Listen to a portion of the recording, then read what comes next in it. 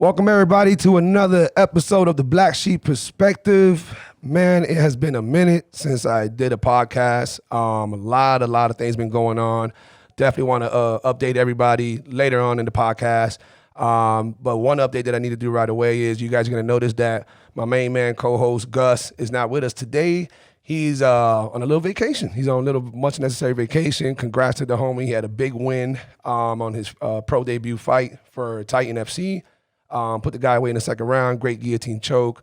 So, and right now he's doing a little bit of celebrating, but he's actually been training his ass off because he's got another fight coming up. So, to all the fans out there watching, there's definitely going to be many times in the future where Gus is not going to be able to be here because his career is taking off. He's doing phenomenal. He's a force to wreck with. And I expect him to be too busy to be doing certain podcasts. So it's just going to happen. I'll have guest co-hosts, which will be fun. So people out there, if you ever want to be a guest co-host and you think you got it in you, hey, send me a DM. Let's talk about it. We'll set something up. But what I am truly super excited about is who I got with me here today. I've been trying to get this brother here for a minute. I've known him for a while. We crossed paths through building people's careers, really. And we share common friends and we share common grounds. And he's literally, in my opinion, I think just about everybody in Florida agrees, he's the biggest fight promoter in Florida. He's got the best fight promotion.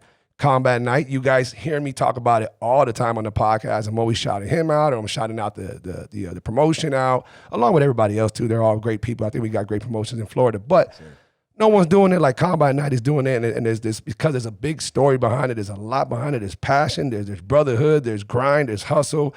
There was the first actual event held during the coronavirus, first fight event. That's why the UFC came to Jacksonville.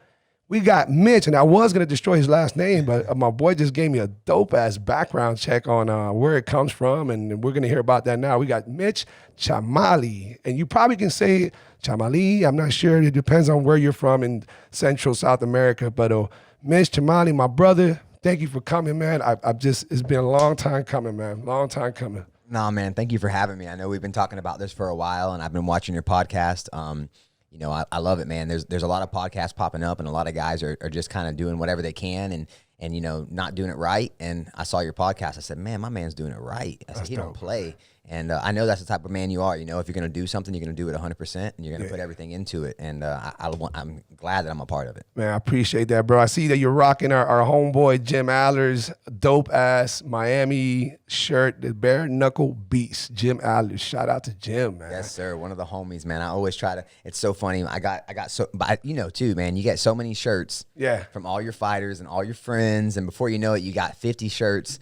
And you wear them to train in, and your girl's like, "What? You need to throw away some of these shirts." And it's like, nah, man, I can't, because I got 5 fight shirts of just Jim, and I can't throw any of them away. Right.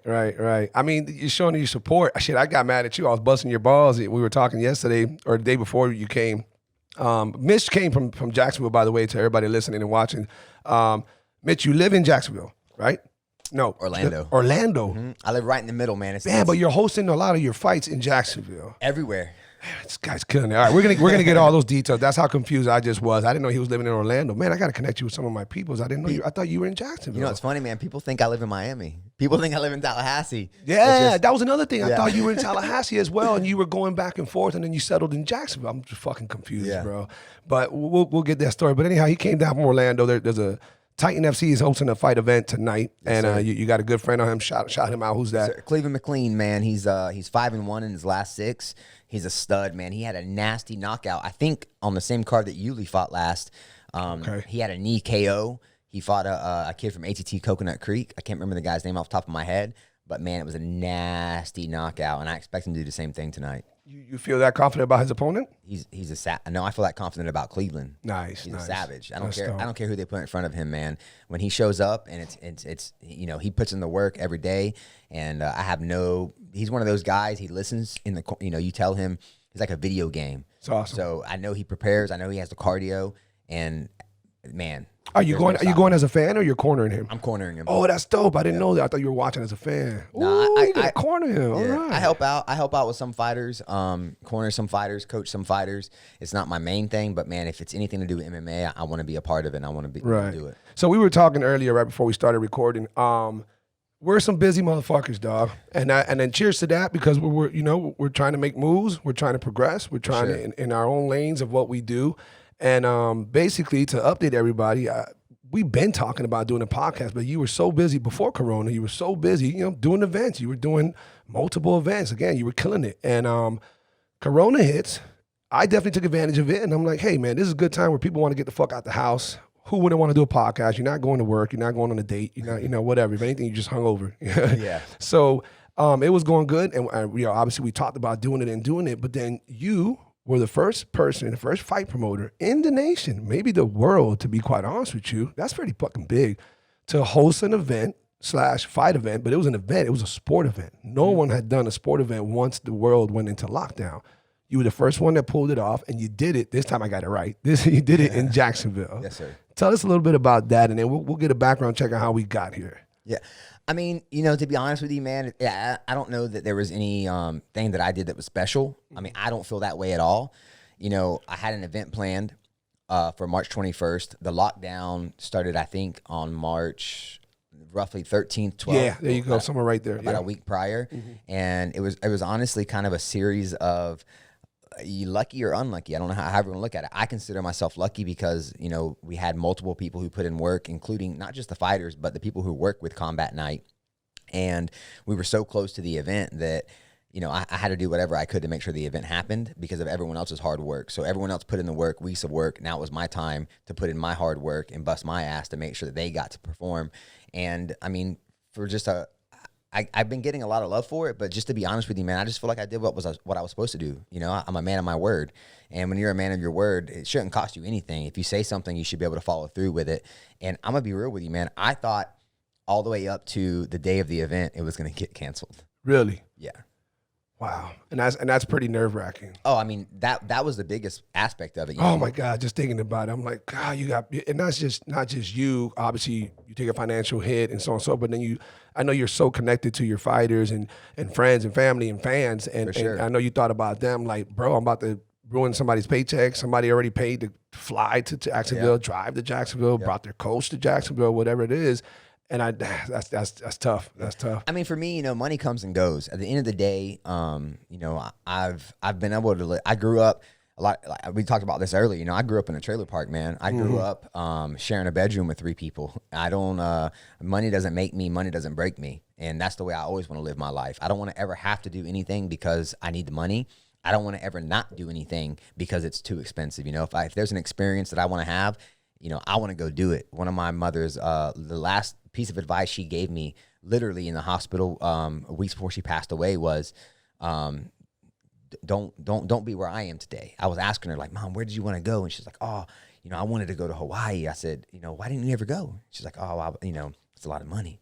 I was like, man, I don't want to be, right. I want to be on my deathbed one day, and I want to be able to have these conversations with my friends and family, and I want them to, not feel sad for me. I want to be like, damn, this motherfucker lived. Right. This guy did everything he wanted to do. He didn't let something like money or time or anything hold him back. And, that was probably one of the most valuable lessons my mom taught me, especially at the end, was just, don't let yourself go with regrets. If you want to do something, do it.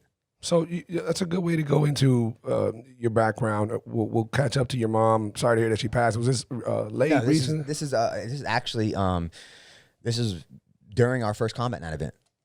She ended up really sick in the hospital. And during your first Combat Night event? Yeah. Very first one. Mm-hmm. I was living in Tallahassee. Me and Josh were getting everything together, and my mom got ill. She had been fighting with diabetes for a while, and it just caught up to her. Her body started shutting down, and I wasn't aware of it at the time.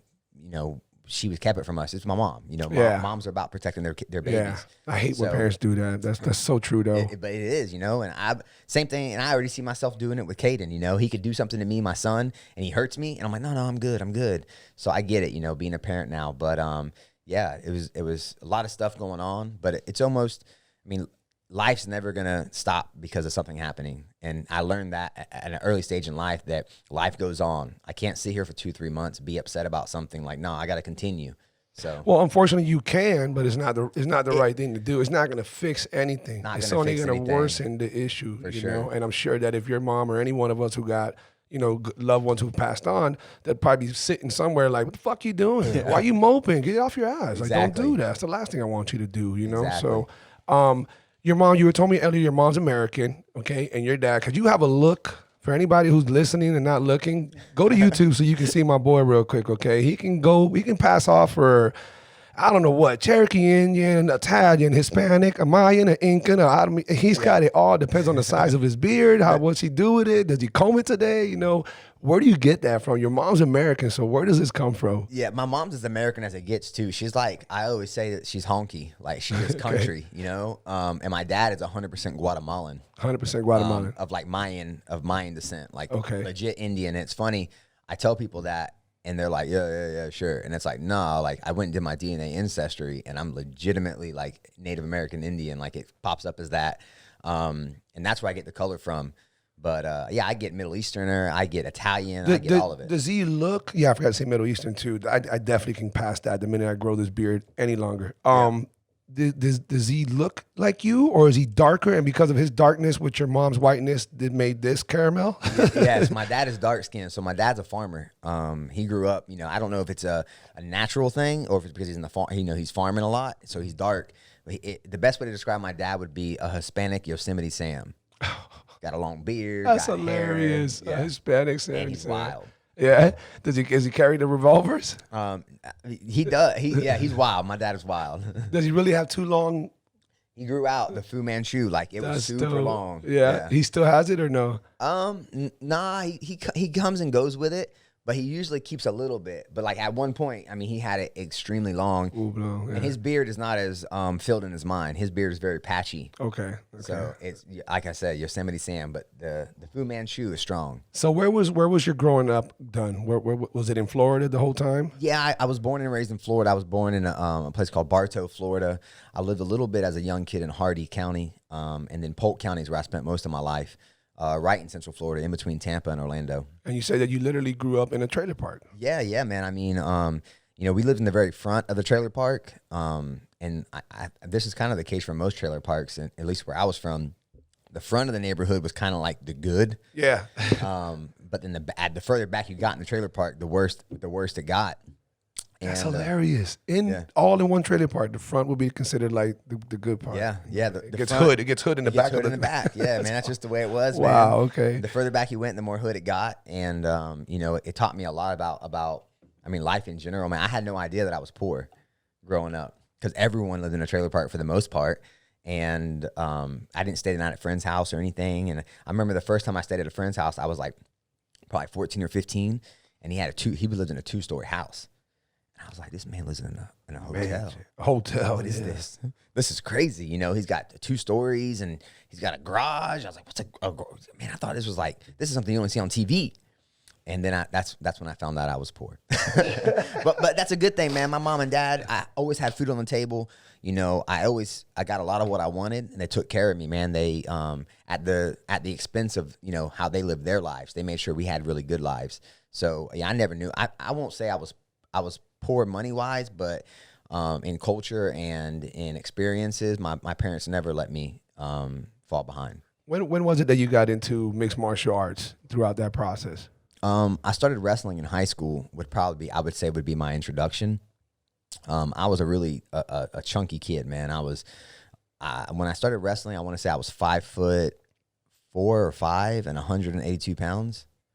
And yeah, that's hefty. That's a butter. Yeah, I still got girls. I had girlfriends and stuff, so I didn't know that I was fat or that I was like not in shape or not being healthy. And one of my friends who was a really big kid, I saw him one day. I was waiting for my parents to pick me up from school, and I was like, he was skinny. I was like, yo, man. I was like, how you get so skinny? And he was like, wrestling. I was like, oh, okay. Oh, what's that? And he was like, like the singlets, the head. And I was like, oh man, that's I ain't doing that. That's lame. Yeah. And he was like, oh, because the outfit? And I was like, pretty much. Yeah. And he was like, well, man, come to practice. He's like, you don't have to actually like go out and compete. We wear shorts and a t-shirt and practice. Come try to practice. And I was like, bet, I'm gonna go do that. Is there something too traditional that keeps wrestling from changing the fucking singlet to something different? At least like Like what they do in MMA, you know, just some compression gear, compression top, compression shorts. Like, why the singlet? Yeah. You know, I think they're starting to get, you know, I've seen schools now that have like rash guards, and they're starting to open up a little bit to where it's not just the singlet. I'm not sure why they're so hardcore about the singlet. I think maybe they're just trying to keep the tradition going. Yeah. I'm not. I just don't get the tank top aspect of it. I get the, you know, the tightness in the whole biker shorts type compression. That's compression. You need it. You need to tuck in your fucking nuts and dick because you're goddamn wrestling and throwing people, and you know, the last thing you want is to have something loosely flopping around and get smashed. Yeah, This is exactly that. And you don't want to be able to grab clothes and as well, that kind of stuff. So, and when you have the, I don't know, and obviously it's just fucking very weird looking. Yeah, you know? it is. So. And I mean, you know, when you're a young high school kid, like I played football too in high school. It's hard enough. I mean, like 3 kids would shower. You know what I'm saying? Like they just didn't want to shower in the group shower because it's like a giant open shower. Right. And you want me to go put on a singlet and wrestle in front of everybody? Yeah. Like, you know, you're a 14, 15-year-old kid. Like, you're self-conscious. Like, that's just not a thing. Of course. I honestly think that kind of limits wrestling a little bit, especially in Florida where you're not growing up in it. You know, up north, you grow up in that. So it's not weird. But, you know, you're 14, 15 years old, and then you find out, like, oh, this is what I got to wear to wrestle? The recruitment can probably be better, more efficient if they change the singlet. It probably would be. Or at least, you know, to wrestle, you had the option. In MMA, you have the option. You can wear the compression shorts, or you can wear regular shorts. And in the regular shorts, you can have them long, somewhat. You can have them Muay Thai, yes, you know, Thai style, kind of high. And you got the real short shorts, and then you have compression shorts. So, yeah, man, they should give the option because everything you just said is so true. It's accurate. A teenager is going to be like, dude, I'm not going to, that looks fucking gay. That looks weird. That looks whatever. Yeah. Like, no, I'm not going to do it. The only thing, definitely up top, I say keep it compressed because you want to see them shoulder blades when they hit the mat, you know, and be able to give the correct, you know, pinfalls and stuff. But the shorts, like, they pin you according to your shoulder blades. Right. Nothing to do with your hips. Right. So, yeah, I think, for sure. Open it up a little bit. So what? So during wrestling, eventually you got into jiu-jitsu, or were you done with the high school stuff and then... I was done in high school. I went back and helped coach a little bit. I ended up landing in Tallahassee for school, and they had a judo class. Thank you for the coffee, by the way. Oh, no problem, man. They have a judo class, and I was like, all right, let me try judo. It's like you have to have 1 PE for college, so I was like, you know, I'm going to do judo because it's competitive. I looked at it as like kind of like wrestling. And then I fell into, you know, one thing led to another. A kid in there did jiu-jitsu. We'd stay after, and he'd show me jiu-jitsu, and we'd go at it, and he'd submit me and armbar me and choke me. And I was like, man, what the fuck is he doing? Like, why what is this, like, magic, this sorcery he's doing? And he was like, yo, you should come to my gym and learn jiu-jitsu with me. And I was like, bet, because I want to whoop you. Like, I don't like anyone beating me. So I started doing that just to beat him. And then before you know it, we ended up, there was a guy in town named Josh Samman, and he was opening a school with the owner of Gold's Gym. He was going to be the head coach, and it's going to be a legit MMA school. And this is back in 2000 and I want to say, had to be 2010. And this is before MMA was super mainstream, and it was still kind of, it was definitely still looked at as like human cockfighting by a lot of people. Where is this at? What is this in Polk County, or is Josh opening it somewhere else? This is in Tallahassee. Tallahassee. Yeah, when I went to school in Tallahassee, and you know, so we went and checked that out. We were like, yeah, because our school was like hippies. You know, they'd be smoking weed during training, and the name of the school was World Vibe. And I loved everyone there. Everyone was great, but if you're trying to be a fighter, it just wasn't the place. Okay. World Vibe was the place to go vibe and hang out and have a good time. So we went and found Josh, and it was like a room full of savages. Just like literally we'd go in there and beat everybody. Everyone would beat everybody up for 2 hours. We'd have sparring sessions. At this time, Josh is not with the UFC. He hasn't even gone on to the show, which we'll get to. So what was his background? Josh is, how much older is Josh than you at the time? He's younger than me. Get the fuck out of here. Yeah. I'm 35, man. Okay. I believe Josh would be 33 or 32 right now. But he had more experience in MMA, hence why he was opening with the partner. He actually, Josh had a really unique story a lot of guys don't know about. He dropped out of high school and started training at a pretty young age. He was going to Jacksonville with a guy named Roberto Quintera, who now runs a Gracie Baja out there and was a submission wrestling specialist under Eric Polson. And he was driving out there to get training because Tallahassee just didn't have what he wanted. And he literally, like, you know, he said, high school's not for me. He's a genius. He wrote his own book. He used to write articles for Bloody Elbow and UFC.com. So he eventually just said school wasn't for him, and he left, dropped out, and started training full time. And, you know, eventually he took a couple pro fights, and he said, man, I need to get training in Tallahassee. And that's where the school started opening up. And a guy named Joey Berthoff helped him with that. Joey Berthoff was the guy who opened the school. Okay. And Josh was just kind of like the head coach guy who wanted to attract people. Okay. And then, so how much longer when that started until you guys, obviously you didn't start the fight, the combat night yet, or did you? How long into that? Not yet. There was a guy, he was from Europe. I can't remember his name right now, but his last name was Penny or Pennington, and something along those lines. But JC, his name was JC, and he used to do events in Tallahassee called Uber Smash. He hadn't done them yet. He used to do boxing events in Tallahassee. And then when we started all this stuff, he's like, oh, let's do an MMA event. Joey knew the guy. They all teamed up and they did an event. And that's when we started fighting. I had been training I literally had been doing MMA for 3 months. And Josh was like, what's up, man? You want to fight? Get paid? Didn't tell me like, you want to be a professional or like, let's do this the right way. It's like, you want to get paid to fight? And I was like, yeah, I want to get paid to fight. What do you mean? They pay people for this? He was like, yeah, we'll do this. So my first fight was in Tallahassee as a pro. Josh was the main event. And we got paid to fight. I was like, oh, this is awesome. It was 7 of us. We went 7-0 on the night. Damn, that's a good night. All of us fought. I fought a guy who was, I think, 4-2 as an amateur, 0-0 as a pro. I had no amateur fights. I just went straight pro. I did the same in the past. Yeah, because we didn't have the amateurs now that they get to take advantage of.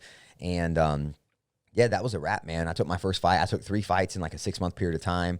My third fight was for Bellator, and I mean, I was hooked. You fought for Bellator? I didn't know that. I fought down here in Coconut Creek for Bellator against a kid named Brian Eckstein. How long ago was that? 2012 or 11. Man, okay, I was unaware of that. How many fights did you do with your career? I know you could have gone further. You got busy. You started. Combat night took over. Yeah, life happened. Yeah, and eventually the kid and everything else. But so okay, here you are with Josh, and then you guys are fighting now.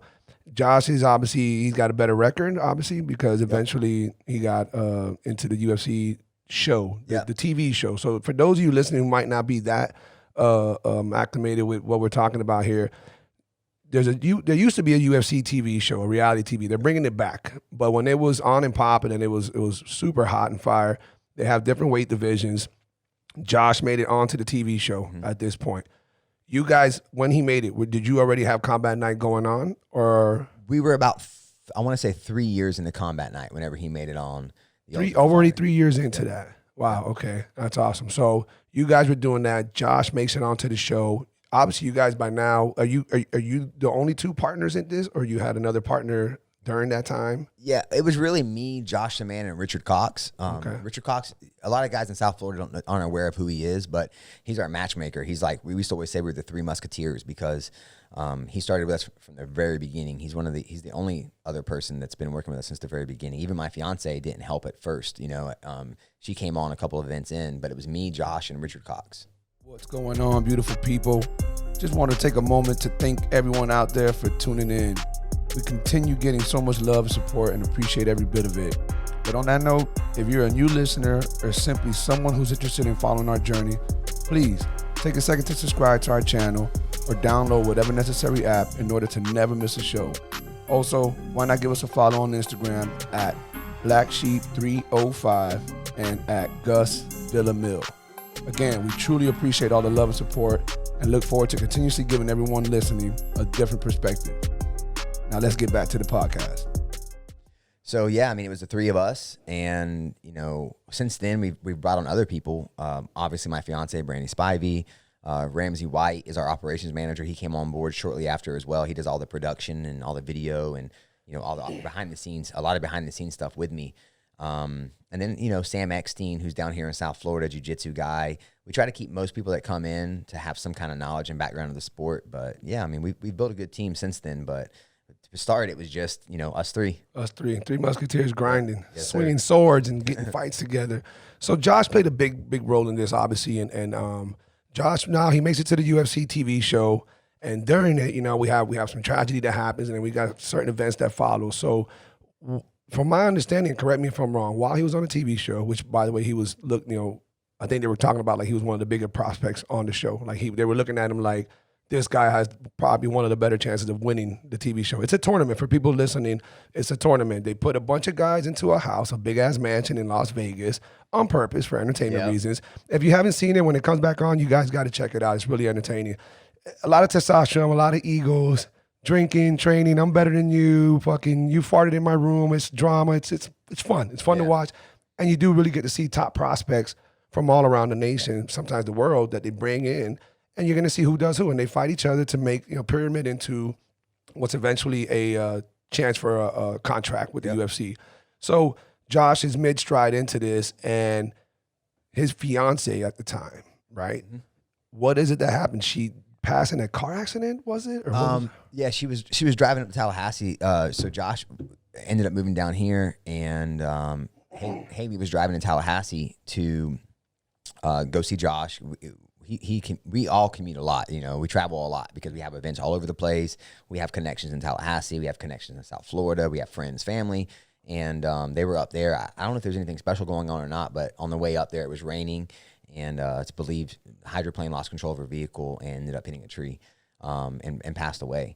So, I can't even begin to imagine, losing someone in general is sad. And I think a lot of us are lucky in the fact that a lot of times we lose an older loved one, someone who's lived a full life and someone who's so it's a little bit easier. You kind of see it coming. Yeah, it's not that it's I don't want to say that it's easier. Right, I might have misused that. You feel there's a sense of not relief. There is sometimes a sense of relief because they were in pain, or they have an element that's like really just, you look at them, you see they're miserable, they're falling apart, that kind of stuff, and you're almost like they're in a better place. They're not in pain anymore, that kind of stuff. But whenever someone who's young and has so much more left to do and so much more living left, it's just, man, it's a completely different kind of tragedy. It's the first time I've lost someone close to me like that too.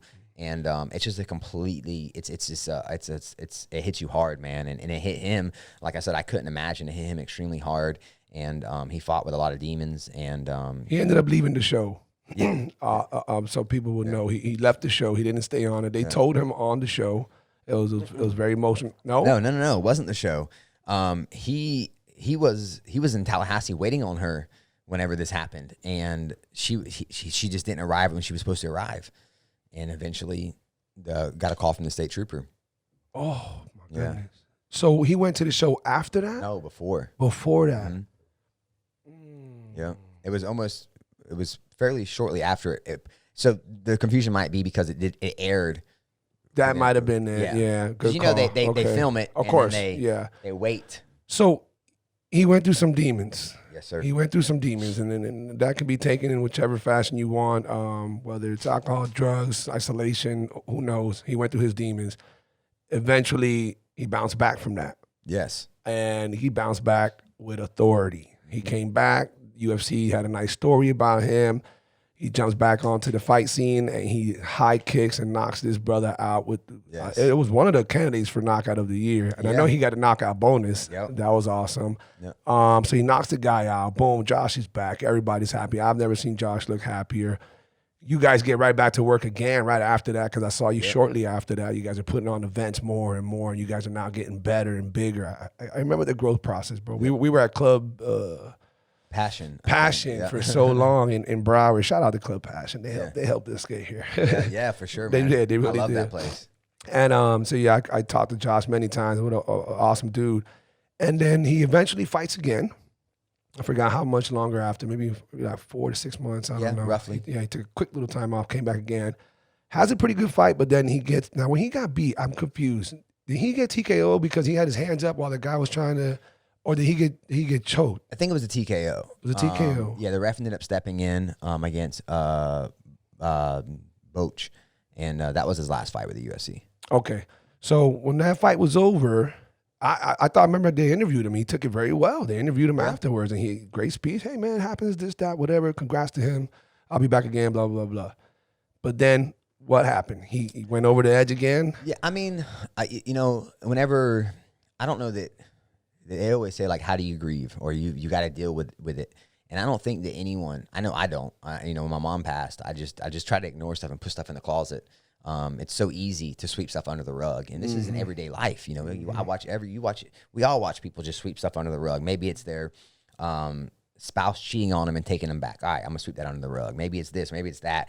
But eventually, it comes to a point in time where there's a mound under the rug. Yeah. And okay, shit, I got to deal with this now. Very well said. And I'm just, it's hard looking back, man, because at the time I didn't think anything. Right. Everything seemed normal. Like you said, he Right.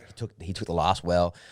Josh was very well put together, very charismatic, and very good at hiding what was going on. And it was a shock to me. It was that phone call that brings you to your knees, and had no idea. And then you go back and obviously you watch interviews, you watch things, and you're like, fuck, man, like, how didn't I know? How didn't I see it? And it's like, it's so funny. I used to read those things that were like, share a smile. You never know what someone's going through. And I was like, oh, shut up. Like, they all are so dumb. Like, and then this happened, and I was like, damn, that's right. Like, forget what anyone's going through. Very good point, bro. Very good point. You never know what someone is about to go through. You know what I mean? Like, it's not just because someone might be going through something. It's because you never know if I see you at Publix and I smile, I smile at you, and oh, yeah, okay, you smile back, you're in a good mood now, and you don't know that you're not going to walk out and get hit by a car. Right. So, hey, why not? Why should we should always be striving just to have good interactions with people, because we don't know what anyone's going through or what they're going to go through or what's going to happen. So, with that being said, like, I want all my interactions to be positive. I want everything that I do just to be in good spirit, helping people, not hurting them. How long ago was it that Josh had his incident? Was it labeled a drug ordeal, or was it a heart attack during some type of binge? Or I'm not exactly sure how they ended up, what it was, but his body was found. It was an overdose. Okay, and that wasn't the ultimate cause. He ended up being on life support and passing away. But it just goes to show you, man. Like, it doesn't, if you have a problem and you're dealing with something, like, I mean, most people will say that Josh was one of the most strong-headed alpha. Like, if someone could get over something or someone could fight through adversity, it's him. Like, you look at him and he's the epitome of alpha, and like, he's doing everything right and he's strong. Like you said, you saw him in the interview, he sounded great, everything. No one had any idea. So if that doesn't tell you that whenever you're going through something, that you need to reach out, you need to talk to your friends, and you need to not hold stuff inside, because even a guy as strong as him, succumb to it. And I don't know what can, man, because like that opened my eyes so much. It's like, man, because I just looked at Josh as like an unstoppable force. I think, with everything you just said, like, so perfectly said. I think when you feel like you on a different level, and like, but we just described Josh, we just put him on a different level than your average human being, than your average fighter, than your average businessman. And when you realize that you're that, or at least you're looked upon as that, you start taking a different role. You realize, like, as a parent, we said earlier, as a parent, you don't want to let the kids know that you're sick, that you're hurt. You want them to go on good with their lives, so that they don't feel like you're suffering, because the effect it'll have. So Josh, being the stud that he was, he must have took that on and felt that. I'm saying it because I know I've done it, and I still do it. And I'm like, whatever it is with me is probably minuscule compared to Josh or any other people out there. But I know I take it in like, you didn't do time. You don't know you want to relate. It's kind of like when I was on the phone when you first got here, my soldier homeboy, Damien, it's hard for a veteran to talk to a 34-year-old Joe Schmo who, you got your master's or doctorals in psychology and you did ROTC, but you didn't have bullets whistling by you. You didn't see your boy's chest get blown wide open in front of you during an IED attack. How can you vibe with me? How can you talk? So I think it was one of those that maybe, Josh might experience that, and that's why he didn't reach out. And I think something to take from this conversation is like, anybody out there listening, I get it. If you feel like somebody's not on that level, what do they know? If that's what you're feeling, if that's what it is, cool, understandable to the best of our abilities. But then go look for somebody who you could. If it's got to be a veteran, find a veteran. If it's a marital issue, go find somebody with marital issues. But don't just hold back from venting and letting something out, because that buildup, that fucking mountain under the rug, it's gonna come. It's gonna come threefold. Yeah, no, man, that's 100%. What you just said is, everyone, if you feel like it's because it's true. It doesn't matter what your experience is. Bullets whizzing by you. no one can know exactly how you feel. Even someone else who had bullets whizzed by you're them. right. You're Even right. someone else who watched their friend get shot, or someone else who's lost a loved one. Everybody takes it differently. Everyone takes it differently. Everyone was raised differently. Everyone's relationships are different. So you're never going to find anybody that understands it or gets it just like you or feels the same way as you. But that's good. You want to have people who don't get it, who don't understand it. You want to talk to those people because they're going to have life experiences and things that you don't get. And when y'all share those life experiences that each other don't get, what happens now is that you now have an understanding of someone else's, maybe it is the disadvantages they've come up with, or maybe it is the way they were raised. And, it's those interactions and getting to know your neighbors that makes the whole world a better place and makes it you more comfortable in talking to other people and maybe being able to open up doors that others didn't want to open and being able to have those conversations that are tough. Yeah, the conversations are tough, but you know what? Life is tough, man. And if you can't talk about it, what's going to happen? Like you said, the mounds under the rugs. You got to be able to talk about things like this. It's just, it goes across the board for everything, whether it's, you're in the military, you lost a loved one, you're going through just some depression. I mean, I can speak for everybody. Whenever there's been a couple days where I'm like, man, I just feel I'm in a slump, man. I don't know what's going on. And my first thing is like, no, let me turn on some Gary Vee. Let me turn on some motivational stuff. Let me call my buddies who run businesses. Let me call my buddies who train, or, wherever I feel like I'm lacking in life. Maybe me and my girl have been having issues, arguing or whatever. Hey, let me call my buddy who is married. He's been married for 20 years. Right. He's going to have some advice. Right. That's great. Well, unfortunately, people don't think like that. I hope this podcast can help influence people to do that, at least reach out. And the last thing I want to do is go reach out to a psych doctor or go take some fucking meds or go blow it off by getting drunk. Nah, that's not going to do shit. If you really have any kind of issues out there of whatever sort, man, just reach out. But you got to make the effort. If not, again, that mountain's going to build. But the good that came out of this, you got to make the best out of things. Like you said, you moved on, when your mom passed, and then Josh, when you're one of your closest friends and business partner, you guys started the Josh Samman Foundation. Yes, sir. And Samman, I'm sorry. Yeah, no, you're good. That was like one of his biggest pet peeves. Was it? And I'm over here fucking it up. Josh, wherever you at, my bad, brother. I'll fix it from here on out. You started that foundation, the Samman Foundation. Mm-hmm. You carried the torch. You kept going with the business with Combat Night. Tell us a little bit about that and what came from that, because the foundation is doing dope and you're doing awesome shit for up and coming amateur fighters with your grants, and there's just a lot there going on. Tell us a little bit. For sure. So it's a collective effort, man. It's there's a lot of people involved, and picking up and moving on with Combat Night was really hard for the group of us because there were so many, it was weird walking in that building again and being like, damn, we're so used to Josh. Like, he was the guy that would come in and with his sharp suit, yeah, fitted, fucking looking like this motherfucker looked like a porn star, but with class. He's got the long hair. Fuck, man, he was dude, man. Every time. And so it was a collective effort, and it was his family and some of his guys who had coached him and sponsors.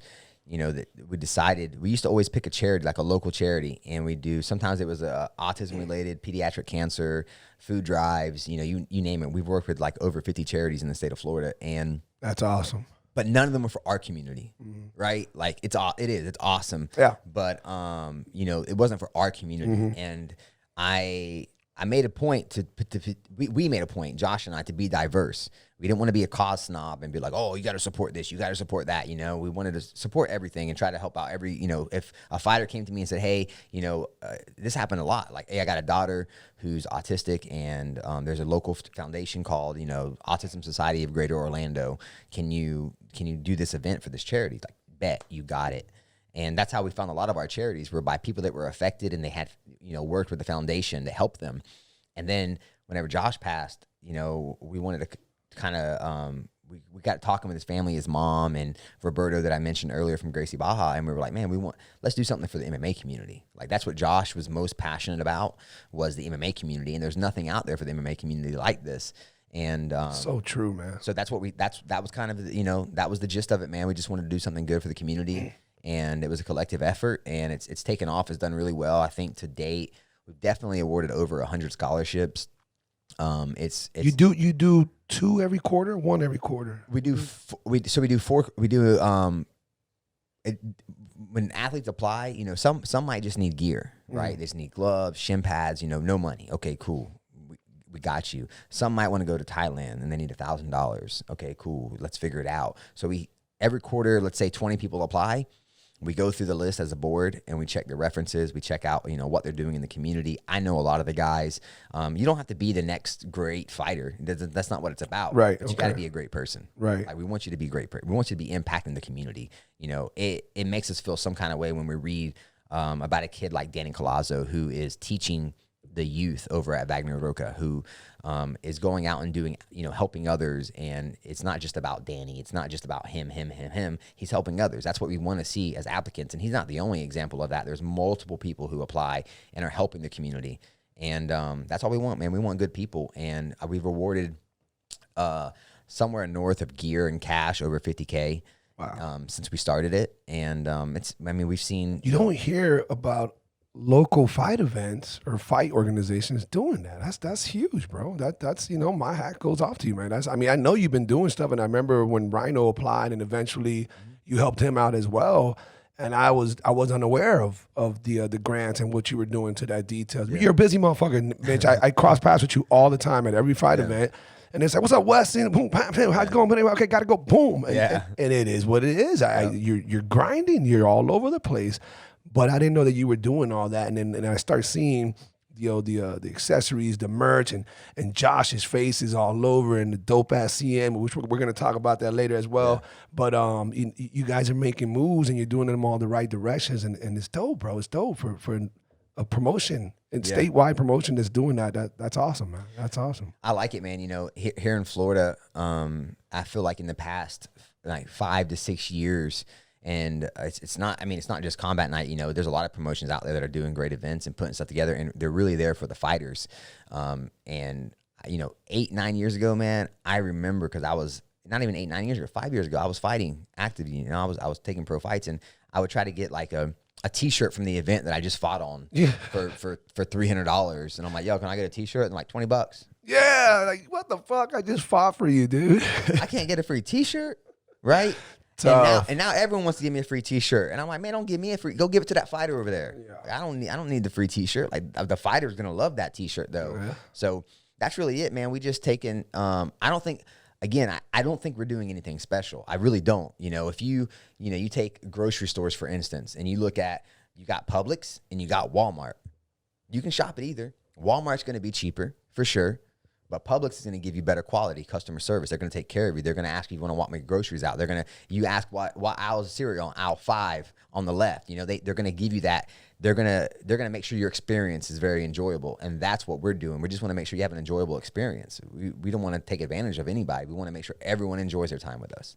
If anybody working for Walmart is listening, don't use this against me. He didn't mean it like that. All right, we all shop at Walmart. Yeah. We love Walmart, you know, but Publix is a little healthier. I do. I love Walmart. But Mitch, I think you're being very humble, dog. And it's dope. It's awesome. It's kind of like when I talk to shout out to Elvin, to the Prodigy. Yeah. Elvin's always giving me a little scoop, not dirt. It's never dirt. He's just telling me how it went when he went and trained here. He trained there. He's a training whore. He trains everywhere. And Elvin, when I asked him, so who'd you go against? Oh man, I went against some, UFC fighter this and so fighter that. And then, yeah, man. Oh man, that's that dude's fire. Yeah, man. Yeah. So how'd you do? And then he puts this little fucking, it's like the gayest little kid smile. I don't know what. And he's trying not to say that I whooped that ass. I fucking smoked him. And he would not, I got to pull teeth, bro. I got to say, Elvin, did you tap him out? Oh yeah, like 4 times. Yeah. Well, goddamn, that's fucking dope. What about on the striking? Yeah, I clipped him once. Yeah. Holy shit, but he only names drop because it's me, but he's very humble, and I think you're doing the same thing. Bro, you guys, your whole organization, that is a big thing because we all know that, I'm sorry to say, fighters are broke. Yeah. Just about every fucking fighter is broke. And if you ain't broke, you're grinding, hustling, and you're a special breed because you're mixing working with training, and that's very hard to do and be highly successful. Therefore, most fighters, especially if they're good, they're broke. Yep. And so it's tough. It's tough to buy new gear. You wear it out. It's nasty, it's sweaty, you're ripped, and whatever. It's not your best fitting because this, that. And you're helping them out. That's a big deal, dog. And I know you don't look at it like that, but it is because your organization is helping collect donations and grants from other organizations and people who really care and they want to help these fighters because they like to see people progress, and they also maybe they like to just watch fights, and all this is too difficult to do on a bigger, better scale like you're doing. Every next one right before Corona, I would always come to you and I would always talk to you about, wow, you did even better with this one. Wow, look at this. Look at the screen. Look at the damn, you're killing it, homie. Like, this is great. And then you'll look at me and be like, yeah, but I paid too much for this venue. Oh, really? Yeah, I don't know if I'm coming back to this venue. Well, Mitch, it looks fucking phenomenal, dog. You're always trying to do better, and that's awesome. That's I don't know how many organizations do it. There's always backlash against the UFC, who's a multi-billion-dollar company, and how they pay their. I'm not going to go there because that can go both ways. I'm going to go there real quick. Okay, go ahead then. Just because you opened that can. I'm going to be very frank and say I think this isn't like general, right? In general, you're going to hear about the 5% people that are upset or complaining about something and not the 95% that are happy with it. That's just the way life is. Uh-huh. You don't hear about the 95% good. You hear about the 5% bad, and that's what everyone wants to talk about. Unfortunately. At the end of the day, if anyone else can raise their hand and say that they were risking millions of dollars to create a new, basically sport, like a new league to employ thousands of people, not just the fighters, but the people behind the scenes. Exactly. Thousands, yes. And create, like, literally from thin air. Like, they've created a monster, and they took the risk. You go back and look at the story of the UFC. They were nearly bankrupt. They were ready to close up shop. Sorry, we tried. Yeah. Millions of dollars.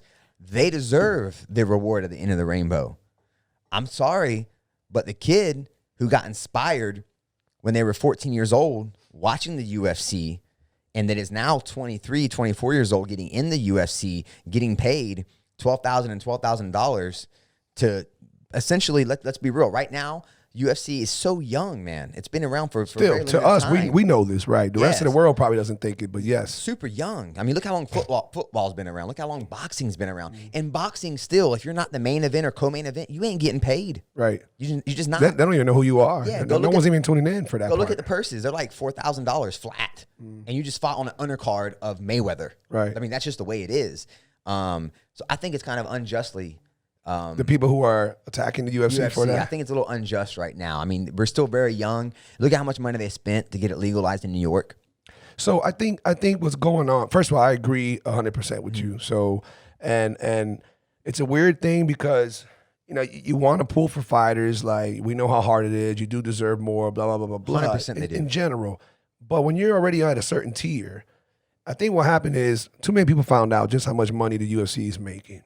On pay-per-views, on this, on that, and because of that, they're like, well, wait a minute, there's a lot more that can go around then, and I'm a pretty big draw, and someone lit that match a long time ago, and then it came back again, and now obviously we know John Jones, and then it's carrying on. We know the rest. One of our hometown boys, Masvidal, and now it's making shit a little fucking weird and difficult because now everybody's trying to pull that card. There's no union, there's no, it's getting a little weird in there, but. You're always going to have your I'm trying to say his Brazilian name, but Burns. How do you say his Gilbert? Yeah, Gilbert but what's the nickname? Durinho? No, Durinho? Dorino, I think something like that. I was trying to say that, but anyhow, Gilbert Burns, he's a prime example of what you really want. Mm-hmm. He is. Hey man, I know I'm blessed no matter what. And I know, maybe I deserve more, maybe I can make more, but guess what? Here's an opportunity, and like we spoke earlier, you might step out after not giving somebody a smile and get hit by a bus, or somebody just, you didn't give them a smile and they got hit by a bus. Well, Gilbert's taking advantage of opportunity, and that's being lost a lot, unfortunately. And speaking about specifically like right now in these times is, the UFC's not making anyone work. Not making you be a fighter. Right. If you can make more money doing other things, by all means, go do those other things. I mean, they're not saying, no, you have to fight. You're going to fight right now or else, They're providing right now. No one even realizes how much money they're losing to do these shows. They're missing out on a ton of money. And people are like, all the pay-per-views. Man, go Google a pay-per-view deal. They don't get every dime. When they do a pay-per-view deal, right, almost every deal is like a 60-40 split. 50-50 split. And guess what? On top of how much they're losing with the whole Corona issue, because they're not selling merch, they don't have the gates and all that, restaurants or bars are not buying these pay-per-views that they used to do, and that's a big chunk. You're talking about worldwide that they would, and they got to pay extra. They don't pay a one-time pay-per-view. No, how many TVs, how many, all that capacity. That's a huge chunk. They're not making that either because what? Corona won't allow these people to do more than whatever 50% capacity. What's up, folks? Thank you once again for tuning in to another episode of the Black Sheep Perspective, Season 2, baby. If this happens to be your first time watching or listening, please take a quick second to hit that subscribe button and tap that notification bell so that you don't miss another episode. And once again, guys, really, from the bottom of my heart, thank you, everyone out there, for all the amazing support. And a big shout out to my man Hector and his entire team over there at Driver Shop USA. If you guys follow me on IG or live in this beautiful city of Miami, you'll be able to catch the dope-ass wrap job that was done to my Chevy Colorado truck. Not only did they wrap the entire truck to protect its original paint job, they then slapped on multiple high-quality logo wraps on all sides so that I can remind those of you who are looking to tune in to the best new podcast. From boats to motorcycles to automobiles of all kinds, Driver Shop USA is continuously redefining luxury. Now let's get back to the podcast. So yeah, man. So I don't think that the UFC gets a fair, I don't know what you want to call it, treatment on that. And I know that sounds crazy because everybody's always going against the richer people, the corporate office, the corporations. And I get that too. A lot of times I talk shit about corporations, but everything you said was so accurate. These people changed the game. They changed the world. They're doing it again. They followed your footsteps, came to Jacksonville during the quarantine, had their first event there. And people make $20,000 a year in a career that they hate, waking up early and staying stuck in traffic. And it is what it is. You have the ability of making it in one fight, doing what you love. I know you got to pay people. I know there's people involved. We get all that. But don't attack the hand that feeds you. Don't do that. And if I'm really being honest, man, the people that are complaining are the ones that I don't think should be complaining. I think if someone has a right to complain, it's those guys that are like 3 or 4 fights in, you know, and they're not quite making better, you know, they're making like 16-16 maybe, or maybe they're at 14-14, but like the highest tier guys, like where's John Jones going to go and make more money? Right. If you don't have competitor that can pay you the same, one championship ain't paying Jones. They don't want that. No, right. And the headaches that come with Jones too. It's like we could go into a whole thing about him, right? But it's like, kind of look at both sides. You know, don't just look at corporations and be like, oh, you're evil. Yeah. Think about what they're putting out there and what they've done for us. Right. Unfortunately, that's just what people do. They get caught up in the Kool-Aid and you know, that's John Jones saying that. Yeah, I'm behind John. I love George Mosby to death. He's hometown representative, and I'm not going to go against what he's attempting. I get it. And make your money, homie. I think he's got more ground to say what he's saying because of everything put in perspective. But we're not going to go into Jones. Damn, motherfucker, you are the highest paid, and you're the GOAT, and you're this and you're that. You really want that much more because of this during these times? That's where I'm at. Man. If we weren't during all this stuff, if this is going on and the economy's pumping, we're doing good. All right, cool. Fight for your money, man. Get paid while you can, all by all means. But at the same time, like, yo, man, you're fucking up. Like, you're still getting in trouble constantly. You're still doing dumb stuff. Yeah, that's like, the worst part about it. You just had an issue like 2 months ago, driving and drinking and driving and shooting off in a. Wow, and now you over here trying to help Albuquerque out with your own little clique of did you see that? All right, we're not going to go into that. John Jones is never going to come on my podcast. John, I still love you. I still think you're the GOAT, brother. You don't get mad at me. We can still do a podcast in the future. But going a little bit past the UFC thing and the MMA thing, you know, one of the things that I love about MMA, those who take it to another level, is the travel aspect involved, the people that you cross paths with, the cultures you pick up. I think anybody out there listening, you know, please don't. This is an MMA podcast, but I got a lot of MMA people, and I'm beyond passionate about MMA. But it's not just because of the striking aspect or whooping ass and all that. It's the culture. It's what Jiu-Jitsu does for you from a humbling standpoint of you're, you know, 155 pounds with a fat belly, and you're choking my fucking 225 pound ass in seconds because you're that good and you have the ability. If I don't get that one knockout punch, you can do that. That's humbling. I now change. I now look at life differently. When you know you have a skill set, you now tone it down. You don't want to show it. You know you got it. You don't got to puff your chest out. And then you just meet amazing people who come from different, you know, travels of the world and what that. Has MMA done that for you? Have you traveled, you know, to substantial places to either follow up on it or just on your own on a personal level? No, 100%, man. I mean, not just, people are, I've learned a lot of stuff about mixed martial arts. It's so cliche, but it's changed my life. But it's not just because of the MMA part of it. It's the traveling. Like I said earlier, people think I live in Miami, Jacksonville, Tallahassee. You don't know where I live because I get to travel so much. And even though Florida, it's just Florida that I'm traveling in a lot, they're so diverse. You go to Tallahassee, it's nothing. It literally, Tallahassee seems like a different country from Miami. Right. Wholeheartedly. It's just a different culture, different everything. And I get to experience all of that. And I get to be around different people. And I get to learn like people's stories and be involved in things that I think a lot of people don't get to do in their life. Maybe because they are working that 9-to-5 grind that we talked about earlier. But I've traveled the world too. That was my goal in the sport. My goal was never to be in the UFC. I've got 10 pro fights. I wanted to get to double digits pro fights. I got there. I'm 8-2 overall. It's a great record, bro. All finishes. And the only thing I didn't do, I wanted to fight in another country. I haven't done. Let me change that. The only thing I haven't done is fight in another country. So you're saying there's a chance? There is a chance. There's more than a chance. I definitely want to fight again. Okay. But, I respect the sport too much to half-ass it. Right. There you go. One of my biggest pet peeves is people half-assing it. So, but back to the traveling aspect of it, man, is like you get all these cultures and you get all these people and you get to learn so much about other people. Like I've been to Amsterdam, everywhere I go, I train. It doesn't matter where I'm headed. If there's a gym there, you're going to go. That's one of my deciding factors on right. going somewhere is training.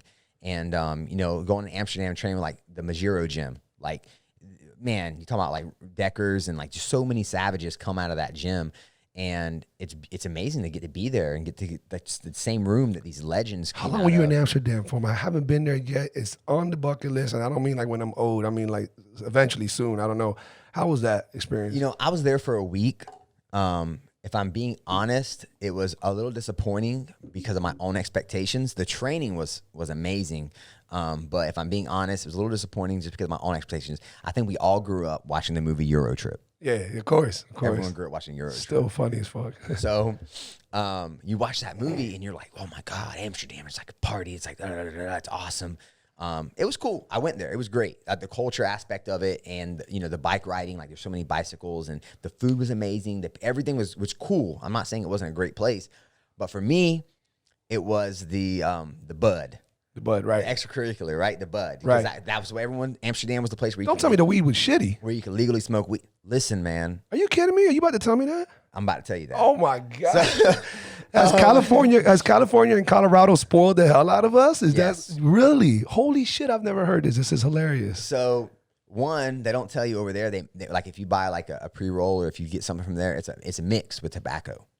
They mix their I don't know why they do it, but they do it. They keep every place that I went, at least for the most part, they kept it in Tupperware, like you go to the dispensary in California, it's in like a nice jar, it's like on a light, and it's like got the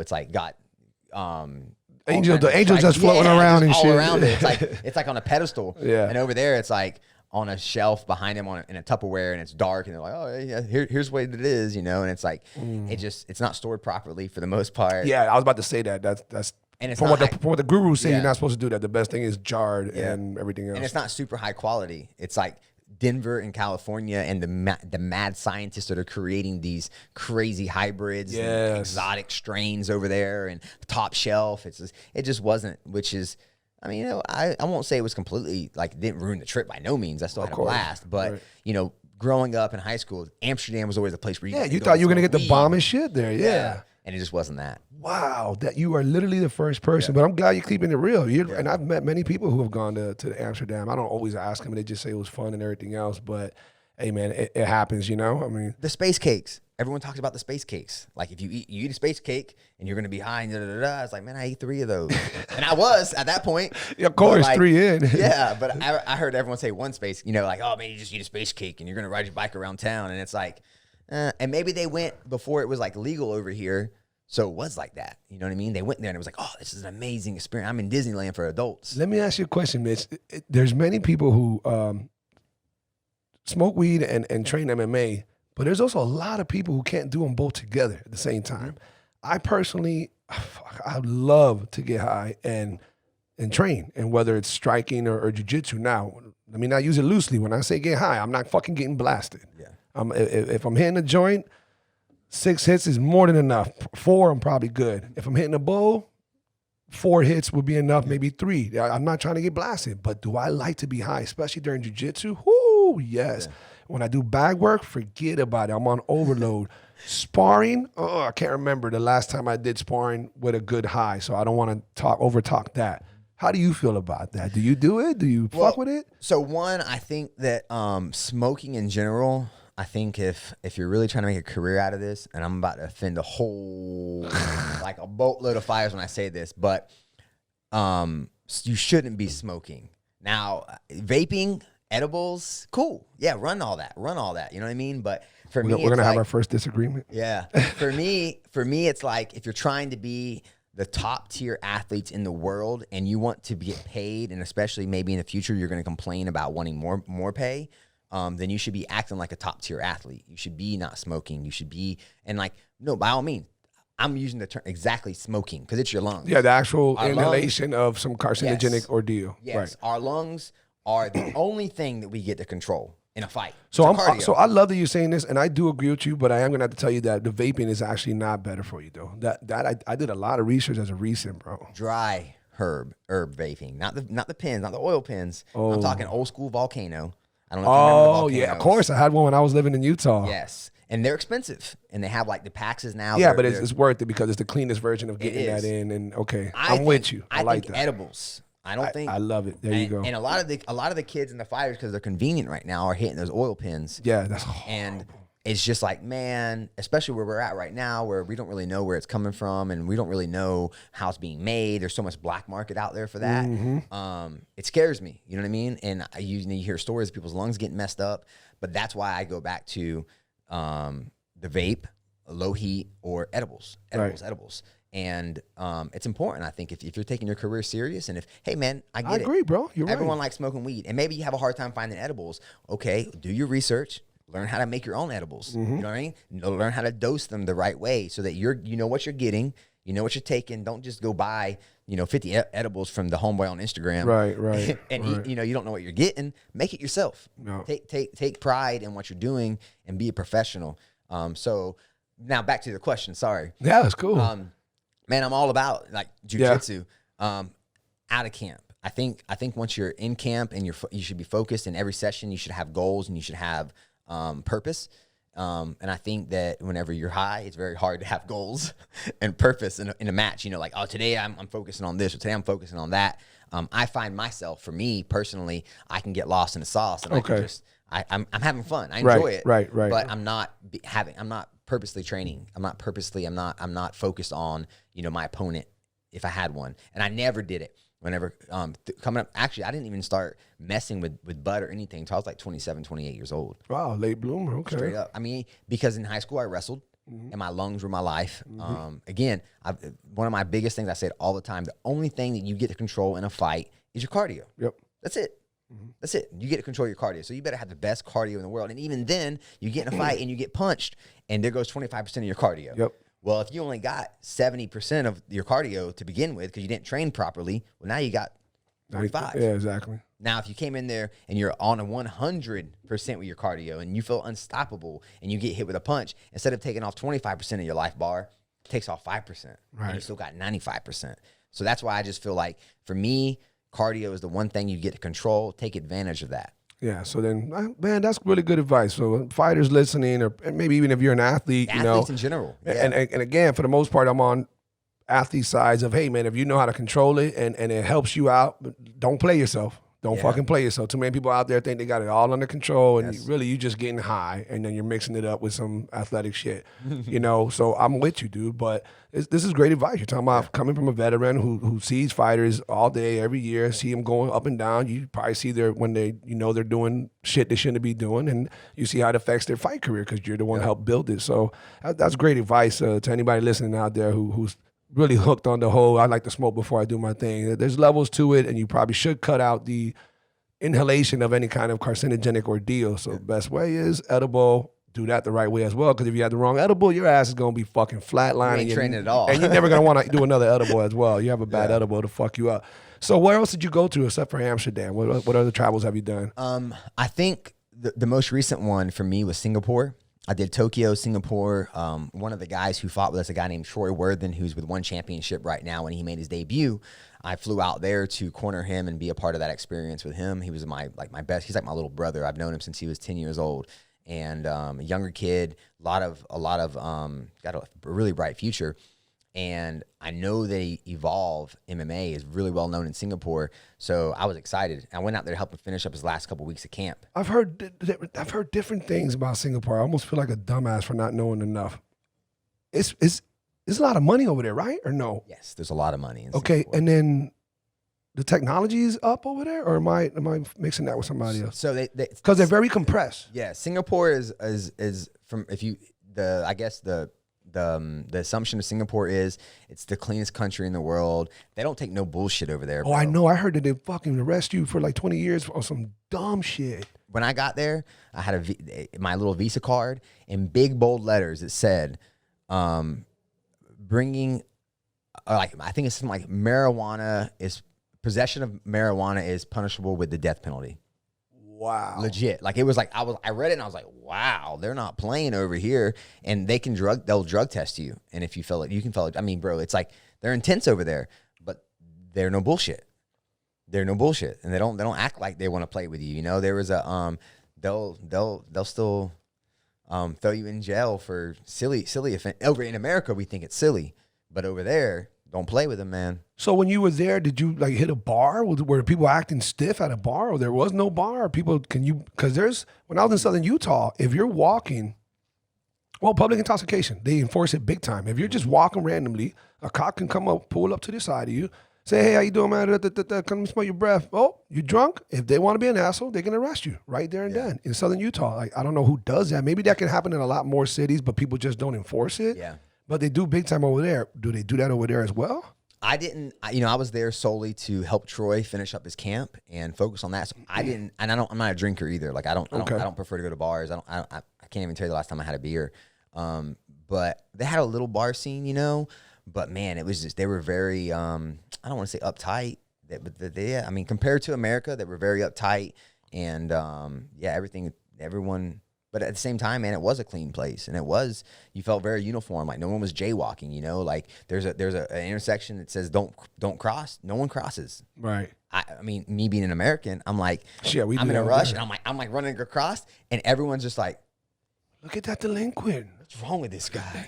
What is he doing? You know. But Singapore was a dope recent travel. Do people out there have a beard like you? No, and I think in Asia beards are like people like. I don't think frowned upon. I don't think they're frowned upon. I think they're interesting to people. I don't think Asians. How many Asians do you know that have a killer beard? Well, if they weren't on a kung fu movie with fucking long ass, no, I don't know. That's it. Like you see the Fu Manchus sometimes, but his beards aren't real. But I think the people were fans of them. I mean, I loved it over there. I had a really good time. I went to Tokyo too as part of that trip. Tokyo's like Vegas times 100. Really, it was insane.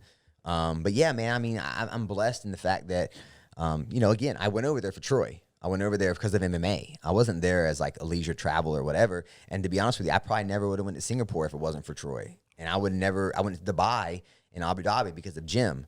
You know, these are places that I never. And if I'm being is that when Jim fought there? I thought Jim fought somewhere in Russia. He has fought in Russia as well. I lost my passport and wasn't able to go. Yeah. Wow. And but like he fought on Yas Island, so everyone's freaking out right now about Fight Island, right?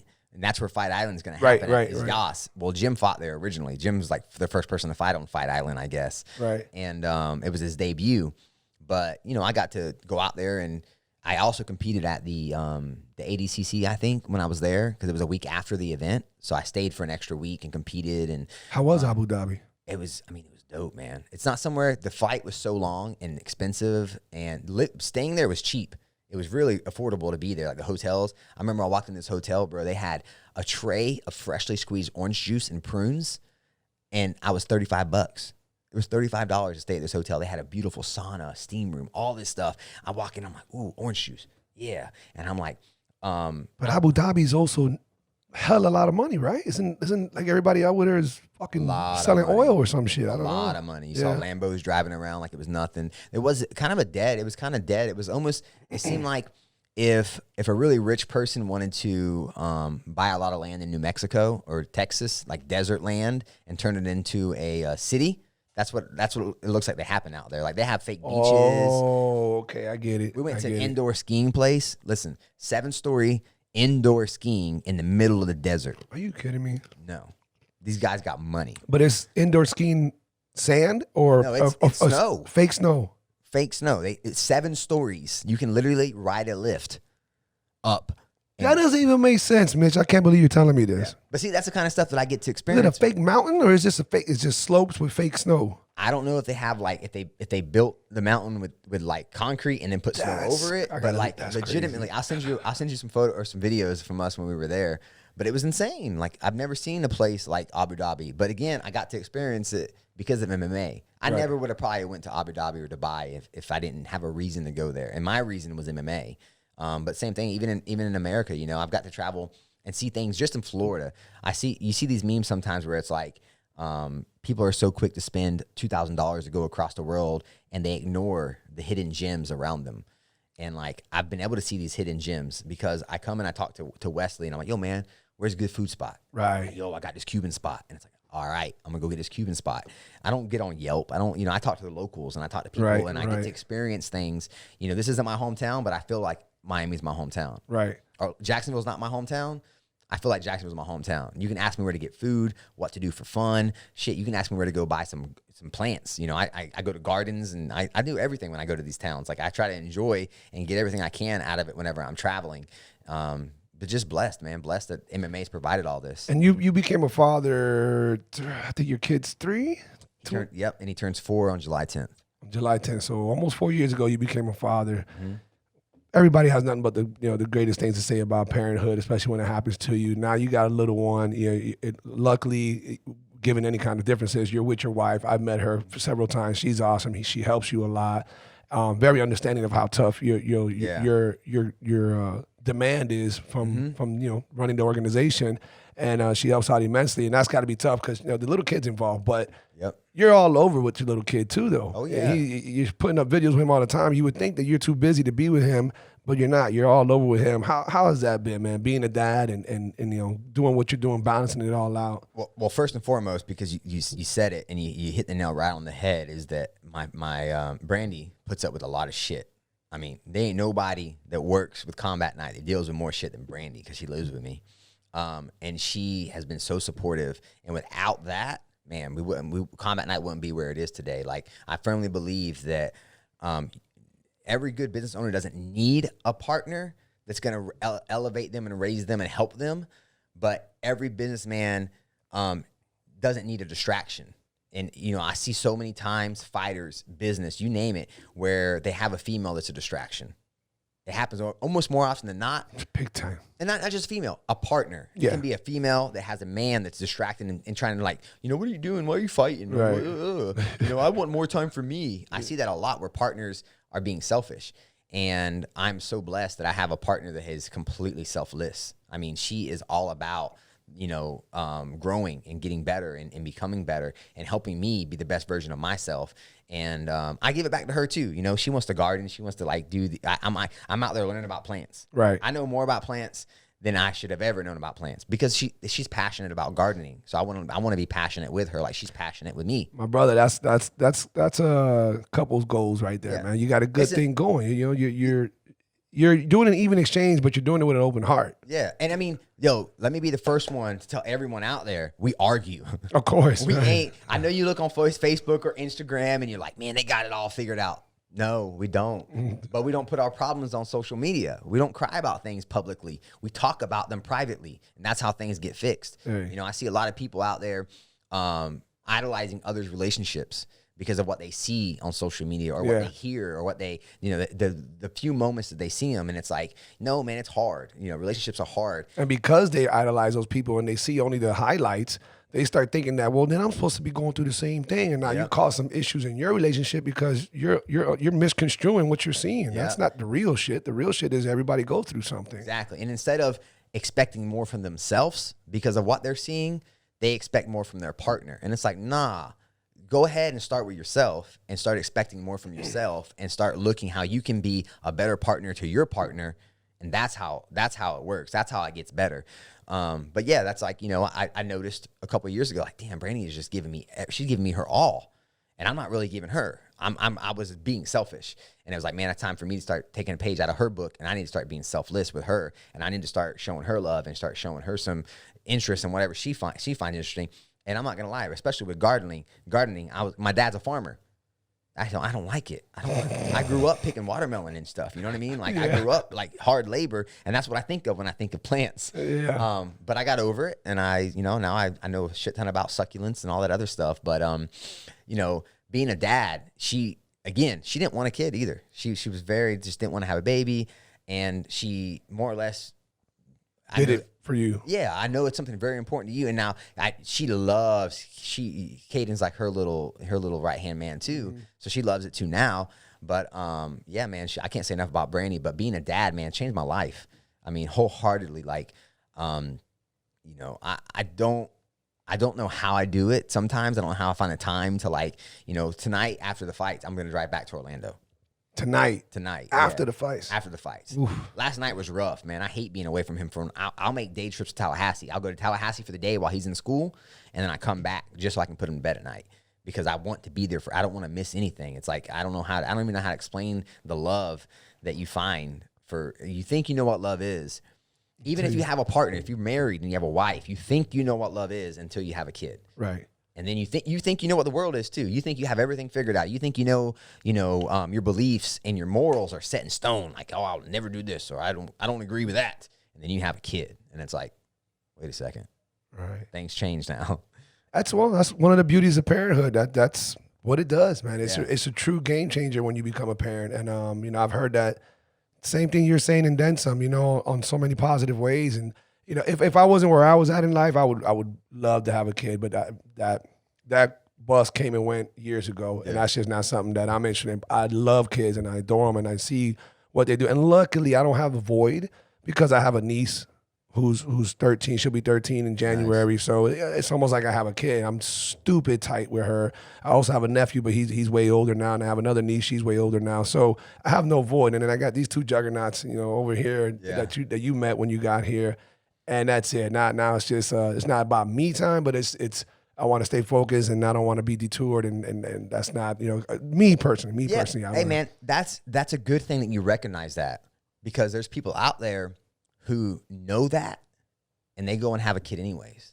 Oh, so true. And they don't have so time, unwise, and they're like now they either ruin their own dreams and hustle because now they got to dedicate time to another human being. It's not fair to not give them your everything, right? Or they end up being a bad dad or a bad mom because they're already focused on they're focused on themselves. So it's like having a kid is a very big responsibility, and I didn't even know how big of a responsibility it was, to be honest with you. Like I said, literally, I found out almost instantly as soon as he was born. Like my life changed. It's like I tell people, it's like I walked out of that hospital to a whole new world just instantly.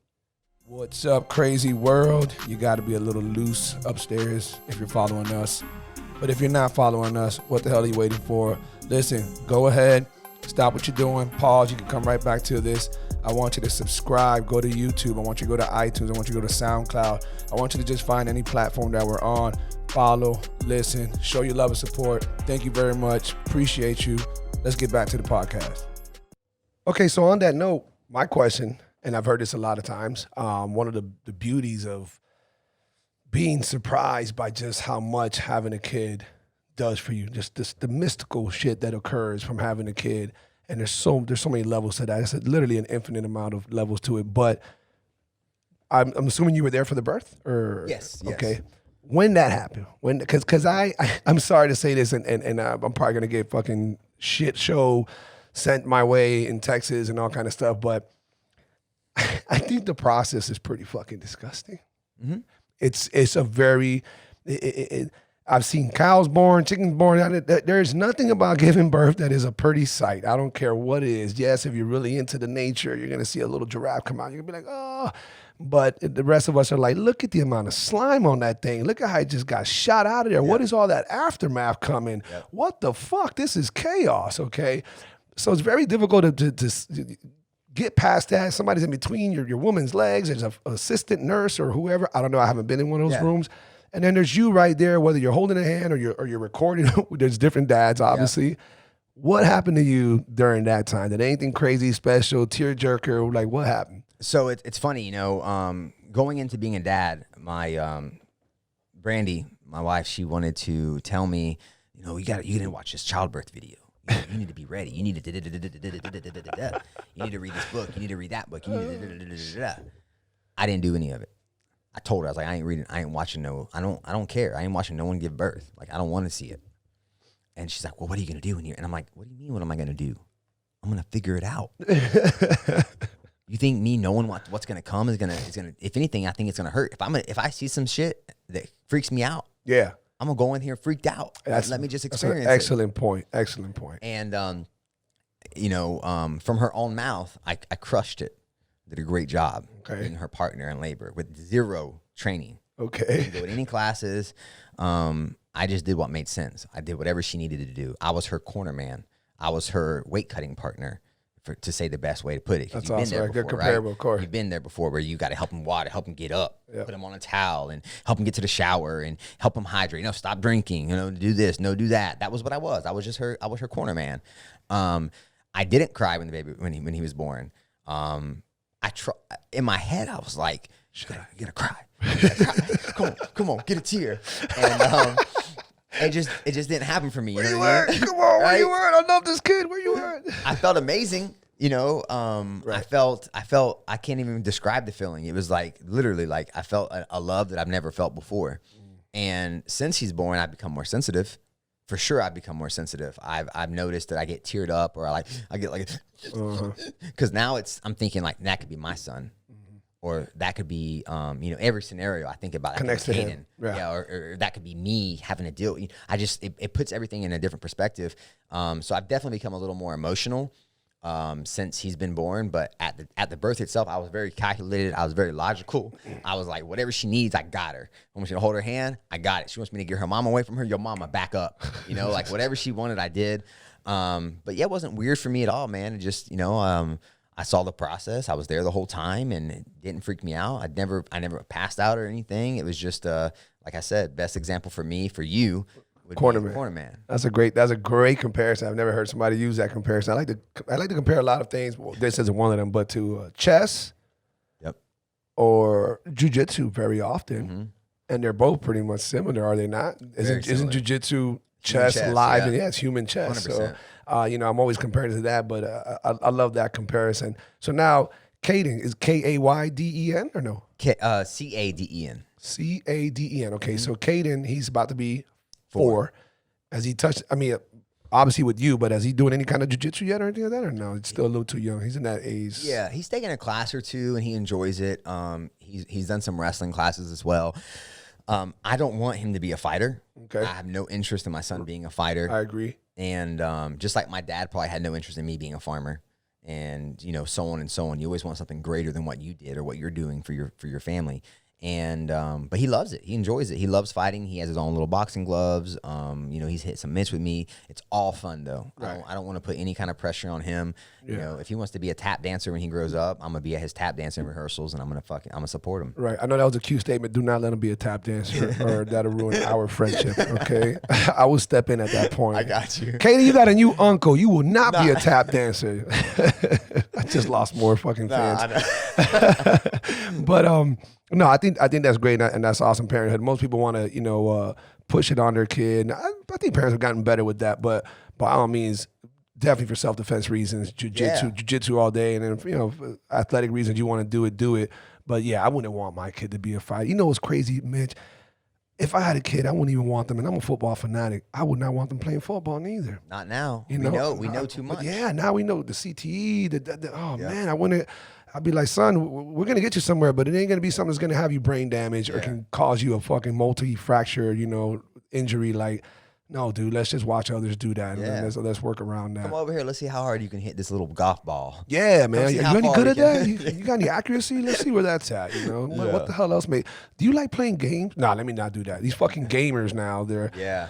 Why did they give that kid so much millions to win that thing? Because now everybody wants to be a fucking gamer, and that's their excuse to not do shit in life. And then, oh hell no. And man, that speaking of that, man, I feel like that creates so many bad. I'm gonna talk about this for MMA too. I'm gonna relate gaming to MMA. Okay. And this is something new that I've just been like kind of like bouncing around in my head and thinking about. Is you got these guys, you got these athletes that want to train for 3 or 4 hours a day, and then they want to sit in a chair for 6 hours and play video games.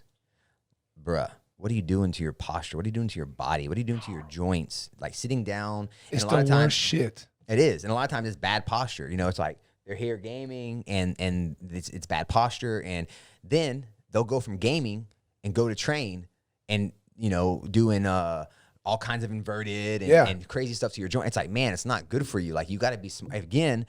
One has to complement the other. Exactly. And I'm not saying you can't game. By all means game, but stand up. Do some air squats while you're gaming. Like keep your body moving, because if you're sitting down in a chair for 6 hours and your joints are getting all tight and all hard, you know, not getting loose, and then you go and try to do stuff, I mean, that's how you get injuries. Man, you know that this is the only part that I do not like about podcasting? What's that? Sitting down. Yeah.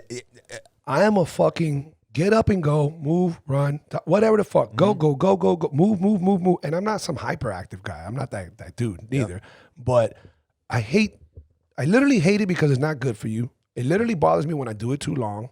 Doing it with you, because when you talk, and depending on who's talking during the podcast, I relax, I change you get to see it, you know, the fans don't always get to see it, but believe me, in due time, when you start talking, I sit back and I relax. I feel my vertebrae, I feel my pinched nerves. It's medically proven. Yes. Sitting down, it's not healthy. Sitting down for long periods of time is even worse. And it just builds when you do it more often during every day for however many days. Yep. And the same goes for any weird position. Laying down too long, being in a weird, it's not good for you, dude. Yeah. And I don't know why guys do that. Kind of goes back to what you were saying. If you're going to take fighting seriously, then you should, and you're a smoker, you should go about, you know, minimizing what toxins you put in your body. Well, if you're taking fighting seriously, you shouldn't be gaming all fucking day in some weird position. Yeah. And it's not even fighting, dude. I used to have clients all the time, personal training, when I was at the UFC gym. That's right, folks. I ain't there no more. I'll update you in a minute. I would tell them all the time, listen, you at the office, okay, that's your job. It is what it is. Yep. Pays the bills. You need to get the thing that lifts the computer up. Yep. It's a fucking, I don't know what it's called. It's a platform, some ergonomic, I don't know what. You put your computer on there, your laptop, and then it jacks up so that you can stand up and do your computer work while standing. You cannot be sitting all fucking day. It is so bad for you. It's this, it's that. I helped change a few lives, and they actually did get that thing, but that applies to anybody. It's not just MMA fighters. Yeah. It's people in general, because if you train, they said the average person gets an hour of working out a day, which is probably not true. Let's say they get 4 hours a week. Okay, that's probably more accurate. If you're getting 4 hours a week, but you're sitting 40 hours a week, how is that good? It just doesn't do the numbers don't work. You know what I mean? Like you need to change that ratio. It needs to be sitting 4 or 5 hours a week. That's my biggest thing about traveling. I hate it. I gotta sit down. Even in a plane, I gotta sit down for hours. Like for instance, I drove about 8 hours yesterday, and then I jumped out and I trained. Before I trained, I had to go through a whole little like warm up. 30-minute warm-up, of course. And then when I was done training, I had to go through a 30-minute cool down. I went stretched, I relaxed. You have to, if you're going to treat your body properly. If not, if I had just trained and then jumped back in the truck and left, I would be wrecked today. I'd be completely wrecked. So if you have those bad habits, you got to make sure you're warming up properly, you're cooling down properly. And that's not just for MMA fighters, that's for anybody. Because if not, you're going to get injured and then you don't get to train. But guess what? You're still going to be sitting down for 8 hours a day, every day, or you're still going to, and then if you're injured, you're gaming more and now you're sitting down longer. It's like, nah, you got to take care of your body. I wish, I really wish, I guess I get frustrated inside on a not a personal level, like I'm connected to anybody personally on that tip, but it's frustrating when the world, humans, whoever the fuck, they know better. You know better. This is not rocket science. It's kind of like, and I'm sorry if I'm going to go on a quick rant, it's kind of like when I still, and I'm sure you do too, especially as much as you travel, I'm still seeing people with fucking gloves on and fucking mask on in their car while they're driving.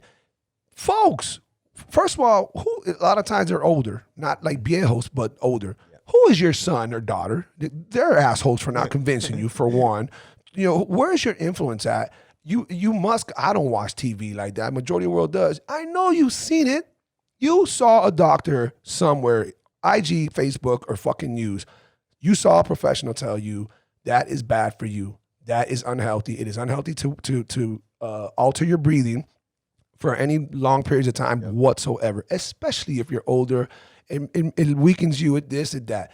Cross-contamination, whatever you wear, once you use the glove, you should remove it. You should not take it into your car. Now everything's contaminated. So I look at these people and I'm like, are we really that fucking stupid, Mitch? Are humans that stupid? Or are they that egotistical where they think, no, that doctor doesn't know what he's talking about. I'm going to do that. And it's frustrating. It's frustrating when you see that in people who know better. You know, it's like, what do you, I care about the human race. I care about people who want to, be positive. All right, well, if you really want to do it, back it up. You don't have to eat like a fucking vegetarian or like some rabbit. But why are you eating all this bullshit from Taco Bell, McDonald's? You know that is horrible for you. You know that little belly is going to increase an inch or two every year. These are facts. And before you know it, you think, by 30, I'll start getting my shit together. Now you're resting your hands on your fucking belly. Yeah. And you're being inconsiderate to your kid who in the future is going to have to look after you and see you wither away. You know what I mean? Like, even worse than looking after you, they're watching you. They're learning from they're learning the from habits you as well. Yes. Yo, my whole family, for the most part, is very unhealthy. My mom, bro, when we grew up, like, again, we were poor. I didn't know it. We were broke, whatever. Man, we got a can of corn, a big old scoop of butter on top, and that was how we ate our corn. My dad was a farmer, homie. My dad was a farmer. Okay? He knows how good, like how good vegetables and getting stuff from the earth is. Yeah. But we still bought canned corn because it was cheap. It didn't go bad. It didn't whatever. It could sit in the fridge on the thing for a year and it's still good. But yeah, man, it was butter. So like, what I really yes, people are that stupid, but it's the it's our fault. It's the government's fault. We trust other people to go get educated for us. We trust doctors to be educated for us. Right. And if doctors have a job and they want to get paid too. So they want to make money. So they're not going to, there are some doctors, there's plenty of doctors that have come out and said like, this is bad for your immune system. This is bad for your breathing. Like this is bad for this. And exactly, if you're not properly wearing gloves and properly wearing masks, there's no point. If you're going to touch your face and pull it down, to talk to somebody, or if you think, I told someone earlier today, I said, man, masks are like headgear because people think because they have a mask on, they're safe now. People think because they're wearing a headgear, I'm safe. But no. They go harder with headgear. Yes. And there's studies going both ways. Sometimes headgear is good for you. Sometimes it's not. And, sure, masks, I'm sure, do help to some extent. But if you're not doing it properly, does it hurt you more? Maybe. I don't know. I'm not a scientist. But there's scientists that are saying that's the case. If you're touching it, you're moving it, getting in your car, cross-contaminating, and then you're also hurting your immune system. It needs to be exposed to some germs. It needs to be around that kind of stuff. But at the same time, the masses, the mass doctors, the government, people want to just trust them blindly. They don't want to go get educated. They're happy just listening to what someone on a computer tells them. We had a podcast. I think it was with Marcos and my homeboy Orlando, and I had mentioned. I said, do you guys think how much do you think the world's going to change? What's going to change about how people on an everyday basis do differently and so on and so forth? Due to the coronavirus, when it's all over, not being forced to do shit, how are they going to change as individuals in that? And we basically came up to, well, actually our numbers were off. Somebody, Marcos, I think he gave the world too much credit, too much. 50%, 40% of people, they're going to do this and that differently. Orlando, I think, was around 30, something like that. And bro, I was on the low end. I'm like, maybe 10% might change, and I don't even know how long that 10% is going to last. That is infuriating, bro, because the people who've been affected the most by this, and I know it's still somewhat tossed up, and there's so many mixed up numbers and lies and political, whatever the fuck. But those who have been affected or get affected the most are those with the weaker immune systems, those who have some type of weaknesses in their bodies due to unhealthy living habits. If we know it, I'm tired. I can get it from you, from your time upbringing, because when you were younger, your parents, even though they knew better, they were struggling financially and whatever else was going on at that time. Maybe it doesn't make it excusable, but it's a little bit more understandable. That was over. You're 35, 34, 35. That's 35 years ago.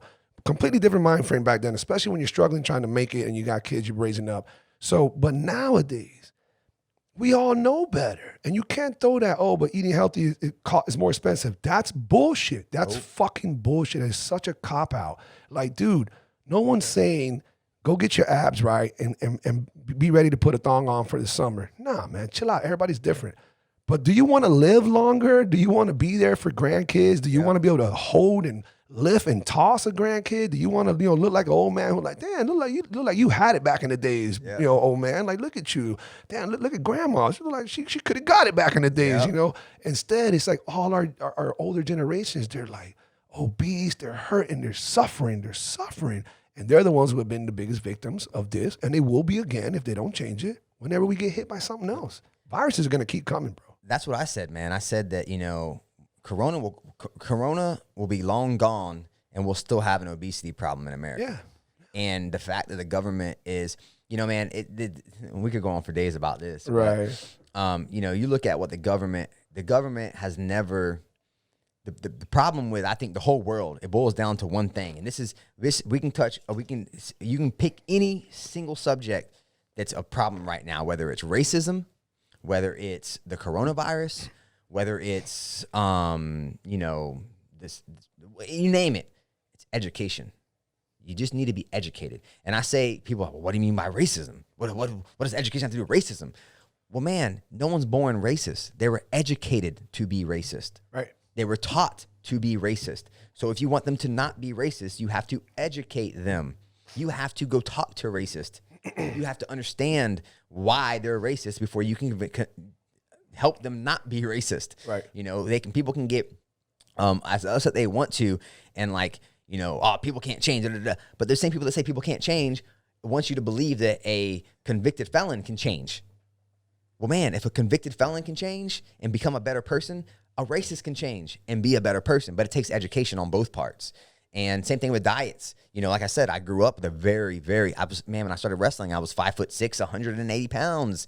I was short and fat. I was not in shape. And through wrestling and further education, my mom became diabetic. And I said, man, what's going on with the sugar? What is this? And I started looking more into it. I was like, wow, sugar is insane, man. It's the most addictive. And the government's pushing it on you guys. The government is pushing it on on us, and they're fracking for the sugar industry. You guys down here in South Florida, that's a big deal with the pipes being put in the ground, all that kind of stuff. It's like, man, you got to open up your eyes sometime and educate yourself, and not just trust what you're being told. That's the biggest drug worldwide. It is sugar. It is, and it's legal. And the reason they can't put it, even though now it's for the last 10 years or so, it's been getting ridiculed, but it still hasn't really changed the world. The reason it's happening now is only because the healthy people have been speaking out, but it's everywhere. Everything connected that's making millions of dollars is sugar related. Yep. The foods, the whatever they're preserving, whatever they're putting out, the great drinks, whatever it is, it's all sugar. The Coca-Colas, the Pepsis, the biggest companies who produce stuff, sugar's connected. And they're not using brown sugar. They're not using the stevia. That's why we can't put a dent in it. As far as stopping it. But like you just said, the knowledge is there. Mm-hmm. The education is there. And I hope the same way the world, and I'm not going to talk like a historian, the same way the world has gone through these different phases of the world wars,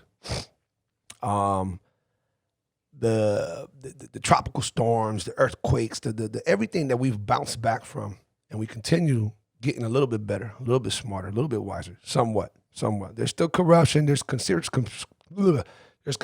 that I definitely believe in or entertain, but just don't care to get into it. But regardless, we are getting better. We are getting more educated. I think that this, and I'm not saying they got to die off. Please, nobody take this the wrong way. But the older generation in front of us right now, the baby boomers, once they go off into their next life, and then what's left is our parents.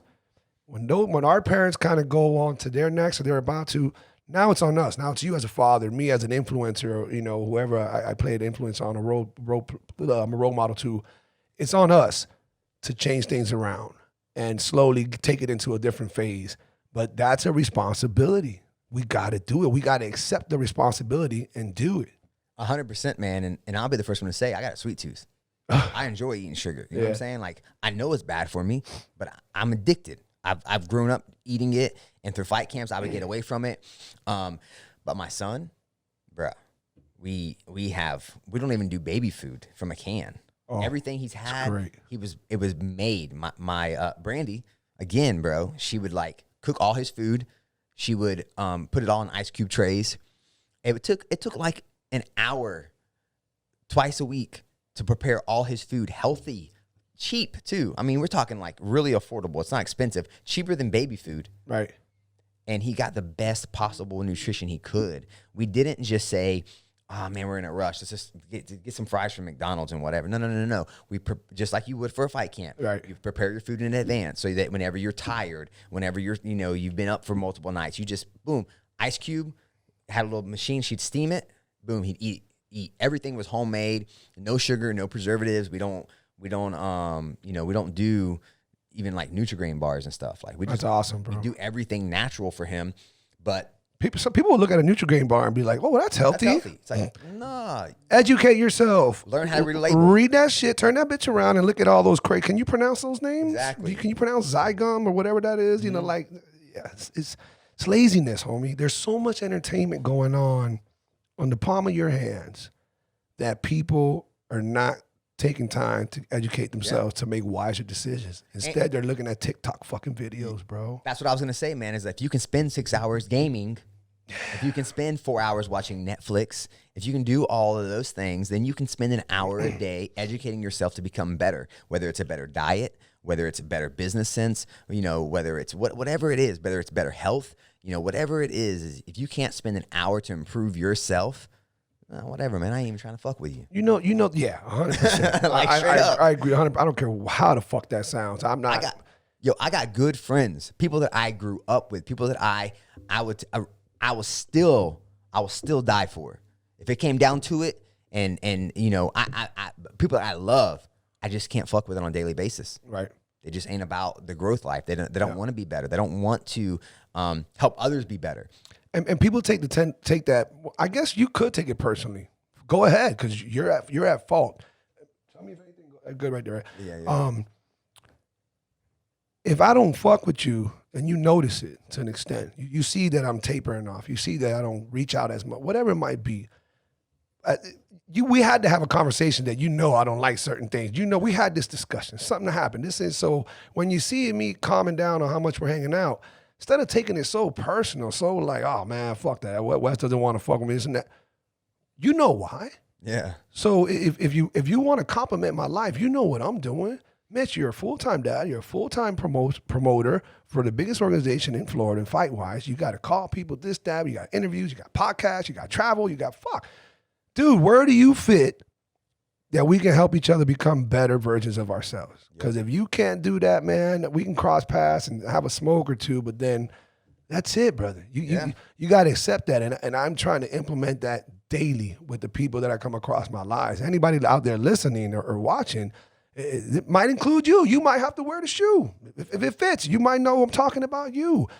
You can take it personally and do something about it because it's not for a negative reason. It's because you're caught up doing your thing, and that is not compliment my life. Yep. If the amount of we talked about how much you're on the phone, but we talked about that it's business oriented. You're always grinding on the phone. The majority of these people, and I'm going to go on a limb because I don't know what the statistics are. I'm going to go based upon friends that I have, mutual homeboys that I have, fighters that I know, things of that nature.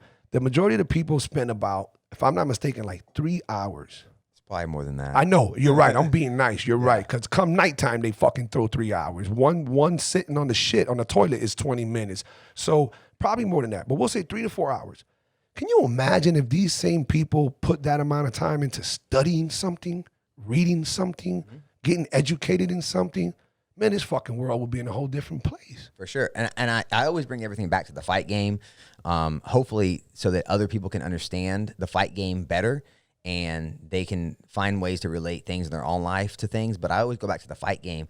And whenever you say that, it's so true, man. Like if you're going to spend 3 hours on your phone, fucking around, maybe looking up females or, arguing with someone about the coronavirus, man, just think about how much growth you missed out on. Think about, you could have watched YouTube, you could have pulled up investing, you could have learned how to invest in the stock market. You could have learned how to, start your own business. You could learn how to garden and start growing your own vegetables, start growing your own food. I can't wait to do that, bro. You have no idea. Yeah, we just started doing that. That's why I'm big on that. I just haven't had the time. When people say that when people say that they don't, I don't know how to do that. It takes YouTube, bro. We're in such an age of information. Mm-hmm. It takes no time at all to find out how to do it. And if you tell me that's the reason why you can't do something, and then within a 5-minute conversation, I can tell you, no. The reason is because your priorities are wrong. You would rather do this than this. You got 24 hours in a day, just like everybody else. You sleep. Okay, let's say you need 7 hours of sleep. Okay, so you got 17 hours in a day, just like everybody else. You can't train for 17 hours. It's just impossible. Right. You can train for probably 3 to 4 hours at best, doing the right stuff. So now we're still talking about 13 hours in a day. And let's say you work. Okay, you work 10 hours in a day. You still got 7 hours. Let's say you have a kid. You give them 4 hours, which I'm not talking smack. A lot of people don't. Well, let's say you still got 3 hours. If you worked for 10 hours, you gave your kids 3 or 4 hours. You still got 3 or 4 hours for yourself. But when people get that 3 or 4 hours for themselves, yeah, they're like, they sit down with bad posture. They look down at their phone, more bad posture, and they're like, "Yeah, what can I do for 3 or 4 hours?" You know what I think they tell themselves though. I mean, obviously there's influences coming from all around, but I think most of those people are telling themselves, you know what? I fucking earned a little relaxation, and I choose to relax by dumbing down my fucking life and watching other people do stupid shit and silly this and silly that. I'm not saying don't have an entertaining moment, don't watch a certain TV show. But damn it, don't fucking complain and expect things to be different for you, to go in a better direction, bring you more money, bring you more prosperity, bring you more health. If you're not putting in the work, we both strive to sit back on a fucking beachfront, beautiful house and have a business or 2 or 3 or stocks making you money, and this is what you strive for. And your son is got nothing to worry about. College paid for, whatever it is. Yep. This is what we strive for. You got to do it when you're young. And young is not 20 and 30. Young is from fucking high school all the way to about 50, bro. Yep. That's young. For sure. That's young. Never too late to start. No, that's when you do it. You put in the legwork there so you can kick back. It hurts my soul to see some of these older people working the way they are. Granted, some of them do it because they're just tired of being home. They don't want to be home. Much props to them. But a lot of them are doing it because they have to. Their retirement, non-existent, or only covers the bill, and that's it. They got nothing extra to go to fucking Denny's. So you got to put in the work now so you can kick back later. And if you keep lying to yourself and saying that at the end of my strenuous day, and I put my kids to sleep, and now I got 3 hours to chill, I'm just gonna binge watch on some fucking The Office. Man, that is a horrible decision, because you can make this life so much better if you would put that same time into something else. It is, man, and that can go into so many different things too. I just talked to you about it. I love traveling. I love traveling the world, man. And before combat night, before we got real serious with it, like the past 5 years, man, every year I would travel like 2 or 3 places, out of the country or whatever. And I just don't have time anymore. I have 1,000 fighters that I work with a year. What's up, folks? Thank you for tuning in to another episode of the Black Sheep Perspective Season 2. If this happens to be your first time watching or listening, please take a quick second to hit that subscribe button and tap that notification bell so that you don't miss another episode. Once again, thank you everyone out there for all the support. And a big shout out to Infused Wellness. During these difficult and weird times, especially while trying to balance my responsibilities in life, I just was not able to focus on keeping my body as healthy and energized as I wanted it to be. And I'm sure many of you out there go through the same tough times while trying to deal with what life throws at you as well. So I reached out to my man Alex at Infused Wellness. They provide hormone optimization, custom vitamin IV therapy, peptide therapies, weight management, anti-aging medicine, hair restoration, skincare and aesthetics, and yes, folks, sexual functions. So listen, they customize programs tailored to each individual's needs, and the results are guaranteed. Alex and everybody out there working for Infused Wellness, thank you for helping me get by these rough times and making me feel the way I've always wanted to feel. Now let's get back to the podcast. Well, you know what? I mean, hey man, people are gonna They're going to make the decisions. It's something that I really took in the last, I hate to admit this on the podcast, but I guess I took it from my last 2 experiences with the last 2 girls I was with. And then I took it from, I'm not going to say any names, a young homeboy of mine. Motherfucker's going to run headfirst into a wall and you will not be able to stop it. 9 times out of 10, 95% of the time, whatever percentage you want to give it. They're going to do it. They got to learn the fucking hard way. It's horrible. It's why? I don't know why. Smart person learns from his mistakes, but a wise person learns from others. Mm-hmm. I don't know why you choose just to be smart when you can be wise. Why do you have to put your hand over the fire if you know you saw that person get burnt? But I've accepted now that, and again, like you, and we mentioned it earlier about 10 minutes ago, whatnot, I'm not going to waste my time with you. I wish you the best. Once you show me enough that whether you make unhealthy choices or you're not complimenting my life with your grind, my hustle, whatever it is, then it's cool. I'm just not going to waste my time. I'll just take it for what it is and keep it moving and focus on those who do deserve it, or focus on myself, or focus on business. And that's just that. It is what it is. And I want to ask you, so you were mentioning earlier about, the business aspect and the team you got going on. So, okay, what's next? What's next for Combat Night? What's next for you? What's in the makings, for the future? Going through these fucking weird ass times that we are. So still a bunch of adjustments, very difficult ones for you more than anybody. What's next, bro? What do you got lined up? Right now, man, there's just so much uncertainty out there with everything that's happening in the world. And it's, it's not just, it's the social injustices that are happening, the pandemic. It's like we're in a shitstorm, and then the election's coming up. I'm like, I'm at the point in my life where there's no conspiracy at this point. That you wouldn't entertain. Yeah, that I won't entertain because there's too many coincidences and it's too nuts. Fucking money. You're right, dude. So for me, right now we have our first event back scheduled on July 25th in Orlando. And then we're trying to get something going in Miami. It's hard. Miami is one of the toughest areas because they're the furthest, they're one of the epicenters that have a lot of cases, and they're like the furthest behind on reopening and getting things going again. So we're going to, hopefully July 25th, hopefully we're going to able to push through that event. I believe we will. I don't think it'll get stopped. I don't think, I tell people I don't think we're going to get shut down again, like, economy shut down, but I never thought they would do it in the first place. So I don't know what's going to happen, but we're moving forward, and we're going to start doing business again on July 25th in Orlando with our next event. We got a lot of really big stuff in the works, man. I kind of hated it. The timing couldn't have been. I mean, is something bad happening ever good timing? No. Right. But the timing couldn't have been worse. We had so many things going on and happening, and most of them are still intact. Most of them are still going to come through, hopefully. But we have a lot of really big announcements coming up and a lot of big things happening, not just for us, but for the athletes as well. That's great, bro.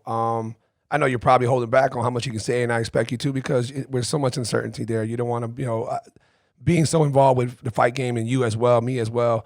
I already know Gus he was supposed to fight a couple times, got canceled. We talk about Combate America. They got canceled, and I'm very connected to them through a good friend of mine, Greg Bloom. Shout out to my brother, Greg Bloom. Yeah, you don't want to make promises and say the wrong things, and then it could just backfire in so many ways. So I know you're trying to hold back on that, but my biggest thing is, I try to be a man of my word. That's like something my dad taught me, was like, you can't control shit in this world. You can't control what someone else is gonna do, but you can always control what comes out your damn mouth. If you're gonna say something, do it. And that's why we've up to this point, we've 120 events and we hadn't canceled anything. It's just because if I say I'm gonna do a date, I'm gonna do a date. If I say I'm gonna do a show, I'm gonna do a show. And a lot of people will move around things and move stuff around. But right now with the uncertainty, it's just hard to it's really hard to say anything. And because of that mindset of I always want to, whatever I say, I'm gonna do it. It makes it even harder because I can't just hype people up and be like, oh, we got big news coming, or oh, we're gonna be on live TV. And then that's a pretty good radio jockey voice right there. Holy shit, they just threw that out of nowhere. I'm around a lot of people, and I like impersonating people. But yeah, I never want to be that promotion that's just hyping people up and lying to get love. I don't want to do that, So I just keep quiet, and I try to keep things mostly, once it's official. I'm happy to announce stuff. I'm eager. I'm stoked. But I want to ask you something live during the recording. Okay, I know we're kind of closing out in the next 20 so minutes, but I had this talk with Greg. I mentioned Gregory Bloom. about, I actually wanted to team up with Greg. I said, Greg, man, why don't we try to host our own thing, you know? And I don't want to start a fight league and nothing like that. That's just too much. I wouldn't have time for that. But, or maybe I can just be part of making something happen. But you being so into this deep, let me ask it from you as a favor, but maybe there's a reason why you don't. Bro, can you please put up some kickboxing fights? Like a Muay Thai fight? Because I feel like those are some of the funnest fights to watch. Unfortunately, like you said earlier, UFC or MMA is still not infancy, but yeah, they're still in baby phases. The world might think differently, but it's not. But boxing and kickboxing, they bring attention because it's so physical. It's action. It's pound, pound, pound. People don't understand Jiu-Jitsu yet. They don't understand wrestling. They don't understand grappling. You're holding somebody against the fence. It looks kind of weird and gay. What the fuck's going on? Yeah. They want to see knockouts, blah, blah, blah. Cool, it is what it is. From an entrepreneur perspective, I know you can draw the crowd because you do so great with the MMA fights. Does it not call your attention? Because I went to Glory Kickboxing in Miami when they were here the last time, or the second to last time, when Tiffany Timebomb was there. And it was fucking dope. And there was so much action, and it was a packed house, and they did amazing. And I was just like, why aren't we having these more? Why aren't there Muay Thai fights? Why aren't there kickboxing fights? They must be easier on sanctioning, maybe not. Are you thinking about doing that, or are you just letting other people do it? So there's no more difficulty behind doing a kickboxing show. I think a big portion of that for most promoters most of the people that are doing the kickboxing are also MMA fighters. Mm-hmm. And we do both on our shows. We do kickboxing in the cage. Like, I'm cool with having I'm okay with having more kickboxing fights than MMA fights. Okay, so you're still mixing them up, though. Yeah, I mix it up. We're a mixed martial arts promotion. We're not, and I don't mean that in the sense of like we only do MMA, right? You know, like actual MMA, but like we do mixed martial arts. We'll do grappling, we'll do kickboxing, we'll do whatever. If someone wants to compete, we want them to compete. That's what it is for me. It's not about what are the fans gonna like. Like don't get me wrong, the fans they'll straight up, y'all are number 2 on the list. Just how it is. The fighters are number 1. Mm-hmm. So if the fighter and the athletes want to compete and they want to do grappling, I don't care if you don't want to watch that. Close your eyes. Go grab a drink. Right, I don't care. Right. You know what I'm saying? Like, but have you done a pro kickboxing? We've done pro kickboxing fights. Fuck, I must have missed it. I don't know where I was at for that one. We mixed them in, and actually, right before all of this started, we had just put together a amateur kickboxing tournament. Oh, that would have been sweet. You did back, it? That was planned. It was about to. Yeah, and we still have it. We still yes. If you go through with that on social media, we were doing these brackets and like these like saw that just to have fun and like give the fighters some love. And that's what we were doing for the kickboxing. Those brackets were made for kickboxing tournaments.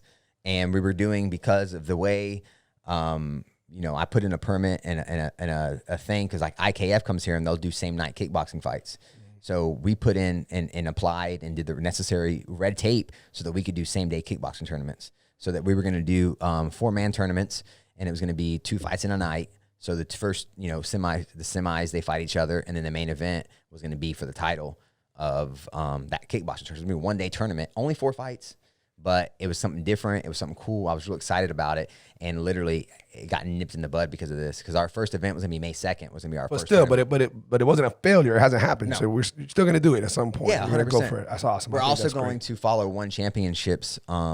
I love what they're doing with kickboxing, where they're doing small glove kickboxing. Yes, I saw that for Iliam. I don't know how to say his name. There's a bunch of them. He's an English dude. He's a Muay Thai guy, but he did that, and I follow him, and I was like, oh shit, I didn't know ONE FC was doing that. Okay, it's amazing, man. Yeah, it's man, amazing strikers, and it changes the game a lot. But we're going to be doing that as well, and we offer, if anyone listening that wants to take a pro fight as a kickboxer, we're down. I mean, we're not gonna discriminate anybody. If you want to compete and you want to get out there and show off to the world, then we're down to have you. And I always tell people this, like, it's not really even about ticket sales. Like, you say you can pack. No, man. It's just, if you want to compete, you just got to let us know. You know what I mean? Right. Well, let me ask you this now. You reach out to these people and you ask them what they want to do, or you go for the offer and. Do you tell them, hey, man, if you don't feel like doing an MMA fight, by the way, we're also looking for some kickboxers? Yeah, I tell them, like, hey, okay. I always talk to I don't like talking to athletes directly. There's a lot of promotions that will do that. And I think when it's a pro level, it's a little different. You can talk to athletes directly on the pro level because they're pro athletes, they're professionals. Mm-hmm. And if they want to direct you to a coach, cool. direct me to a coach. But on the amateur level, and you know this because I still message you, Right. but I always want to talk to the coach or someone in charge to get an athlete to fight. And I want to communicate with that coach. Like if they want them to do kickboxing, cool. Hey, they're not ready for MMA fight. I'll tell them, well, man, if you want to do kickboxing, we can do kickboxing. If you want to do this, we can do that. So I try to work with them. But initially, we just get a list of what everyone wants to do. And then once we have our list, you know, if there's somebody that we really want to see fight and they don't have a match or they don't have someone that matches up well with them record-wise, that's another thing too. Like we really want them to be competitive, good, fun fights. We don't want anyone to get mashed. I don't care if you sell 100 tickets. You might get everyone's first fight, second fight might be easy fights. It's not on purpose. It's just because you're fighting another guy who's beginning first time, whatever. 0-0. We don't know what they're going to do. Right. They might be 1-0. And we don't know who they fought for that 1-0. Right. They might be 0-1. Again, we don't know who they fought. You could get an extremely tough fight for your first two or extremely easy fights for your first two. I don't care if you sell 100 tickets. We're going to give you tough fights. Yeah. If you want to be a fight, you're going to be, hey, man, my goal is to be in the UFC. You're not going to get to the UFC by fighting bums. So that and if you do, you're gonna get waxed on your first fight, and then you're gonna get demoralized and they'll win your opportunity. Yeah, it happens. You see these guys get to the contender, and they get waxed because they're fighting bums. It's not how you're gonna build yourself. That's not how you're gonna get better. You don't get better in the gym by training with a bunch of bums. Right. What makes you think you're gonna get better at fighting? You're not supposed to be the best in the gym. You're not supposed to be, the best in your circuit. You want to get challenged, or you're not ready for the other badasses that exist out there. You brought me today, Jim. You brought me a couple of masks. I want to show it on the camera. Combat Night. I love that damn logo. You also just recently did the keychains. The keychains, which is the also the logo. Again, Combat Night right there. I appreciate that. I'm not only gonna use it, but I'm also gonna have it here. I love when people bring me little gifts, and I want to keep it, as my guests come. Yeah. But for everybody else, and I'm rocking this dope ass shirt. This is something that I love. Is OG status. You're the only one who's done that. I haven't seen another organization do it. You started it right before the virus, maybe a couple months before the virus. Yeah. And it's OG Combat Night. OG meaning original gangster, people who've been in the game with Combat Night for a minute or been in the fight game that Mitch has known. Love this shirt. You got so much more merch out there because Gus was always wearing the one that I was highly favorable about. You gave it, I think it's like a light blue one. Was it brown? Was it like a light brown? Yeah, the antique looking brown. Yeah, man, I think it was so dope. And anyways, you got a lot of merch, bro. Where can people go to show support, follow, buy stuff, maybe help out the foundation. Just give everybody a little bit of information where they can follow you and find out stuff and help support. So it's Combat Night MMA. It's real simple. If you look it up on Facebook or Instagram, it's just going to be Combat Night MMA. The merch sells, we really don't do it to make profit on the merch. A big portion of the merch, most of it is branded with Josh Samman Foundation. Some of it will get given to athletes through the Samman Foundation. And some of it, man, I go to these gyms a lot. I travel and I train. If I'm somewhere and I see a kid with a busted pair of gloves and the foam's falling out of it, hey, man, you look like you need a new pair of gloves. Here you go. I just give them a pair of gloves. They don't have to go to the scholarship and apply and be all official for a pair of gloves. If I see it, I'm just going to give them a pair of gloves. So what the merch sales really do is it allows me to kind of break even, Got you. If you can afford to buy a shirt, cool, buy a shirt. Because that's going to help me give 2 shirts away to somebody who needs the training gear. If you can afford to buy a pair of boxing gloves, and again, everything's pretty affordable. We don't jack anything up in price. It's so that we can give another pair. That same link is on the Instagram link. Yeah, you'll find, and you can just DM us. Mostly it's at the shows that we do the merch and stuff. We're about to team up with a company called Retro Grappler. Man, they got I love Retro Grappler. They got some really dope designs. Yeah, you guys got all kind of crazy spats. And you're still pushing that as well? Yeah. That's one of my companies is Ninja Grappling Spats. Ninja Grappling Spats, yeah. That's more like my fun side. I just wanted something to because I saw, you see rash guards and spats and you're like, man, but I want something like this. I want something dope like that. And I finally was like, man, I got the connections. Why not just make what I want to wear? Right. I got to get, when we're off camera, I got to get some numbers or some because I would love to make some spats or rash guards with my logo on there just to train with. I'm not trying to, sell that. I just want to train with it. And I don't even mean the perspective, just the sheep, the sheep on its own. And I remember when I saw your gear, I was like, dude, there's a lot of work put into this. You're not just putting a small design somewhere. The whole fucking spandex is some dope ass whatever it is you choose. You've done so many different ones. I'm not gonna do anything half-ass. I don't care if you told me right now, hey man, listen, we're gonna sit down and we're gonna eat a bowl of cereal and see who can eat it the fastest. I'm gonna whoop your ass. I'm gonna beat you. I'm competitive like that. Yeah. When it comes to the merch and the gear that we make, you know, no offense to any other promotion, but I want it to be dope. I want it to be something that you want to wear out, and that someone doesn't just look at it and go, "Oh, that's MMA, another MMA shirt, or that's another whatever." No, Right, what's right. going on there? Oh, that's dope. Yeah. Oh, that's cool. That's different. You know, like we could have just put Combat Night OG and left it alone, but instead Right. we put the fighters in the mix. You know. But yeah, man, we can definitely make you some dope stuff for the Yeah, Black Sheep that's Perspective. we'll definitely talk about that. And now, is it possible for anybody to just give like a donation? Does that happen Yeah. as well? Yeah, they can just go through the same link Yep. and they can donate just to help the organization So, out with everything you do. If they search Josh Samman MMA Foundation, Can you please spell his name for us so that they know? yeah, it's Josh and then SAMMAN. So like Sam Man, and then which is why everyone says salmon Right. instead of Saman. Samman, right? And then the foundation, yeah, Josh Samman MMA Foundation. It's just it's on Instagram. If you go to my page, you can link it. If you go to our website, combatnight.com, you'll see the Samman Foundation page. And donations are welcome, and also apply. You know, there's so many people out there who need help, and I see people all the time, bro. It irritates me because I post about the Samman Foundation all the time, and I see people still, I can't get any sponsors. Why can't nobody help me? Help yourself. Yeah, man. Stop crying. Yeah. You got time to make a post on Instagram or Facebook and cry about how you don't have no sponsors, or you don't get no help, or nobody looks out for me.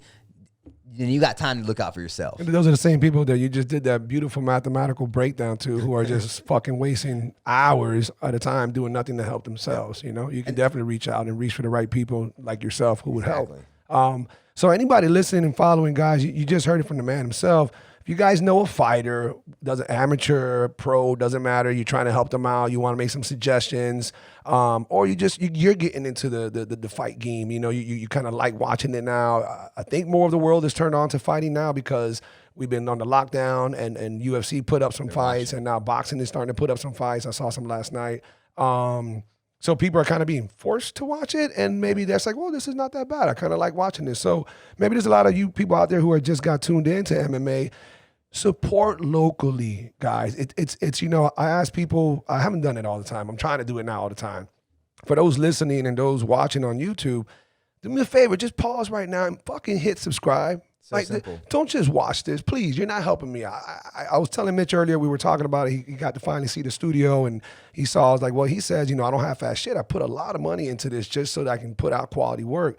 I am not making a fucking penny, not nothing. I had a couple sponsors, and then coronavirus killed us.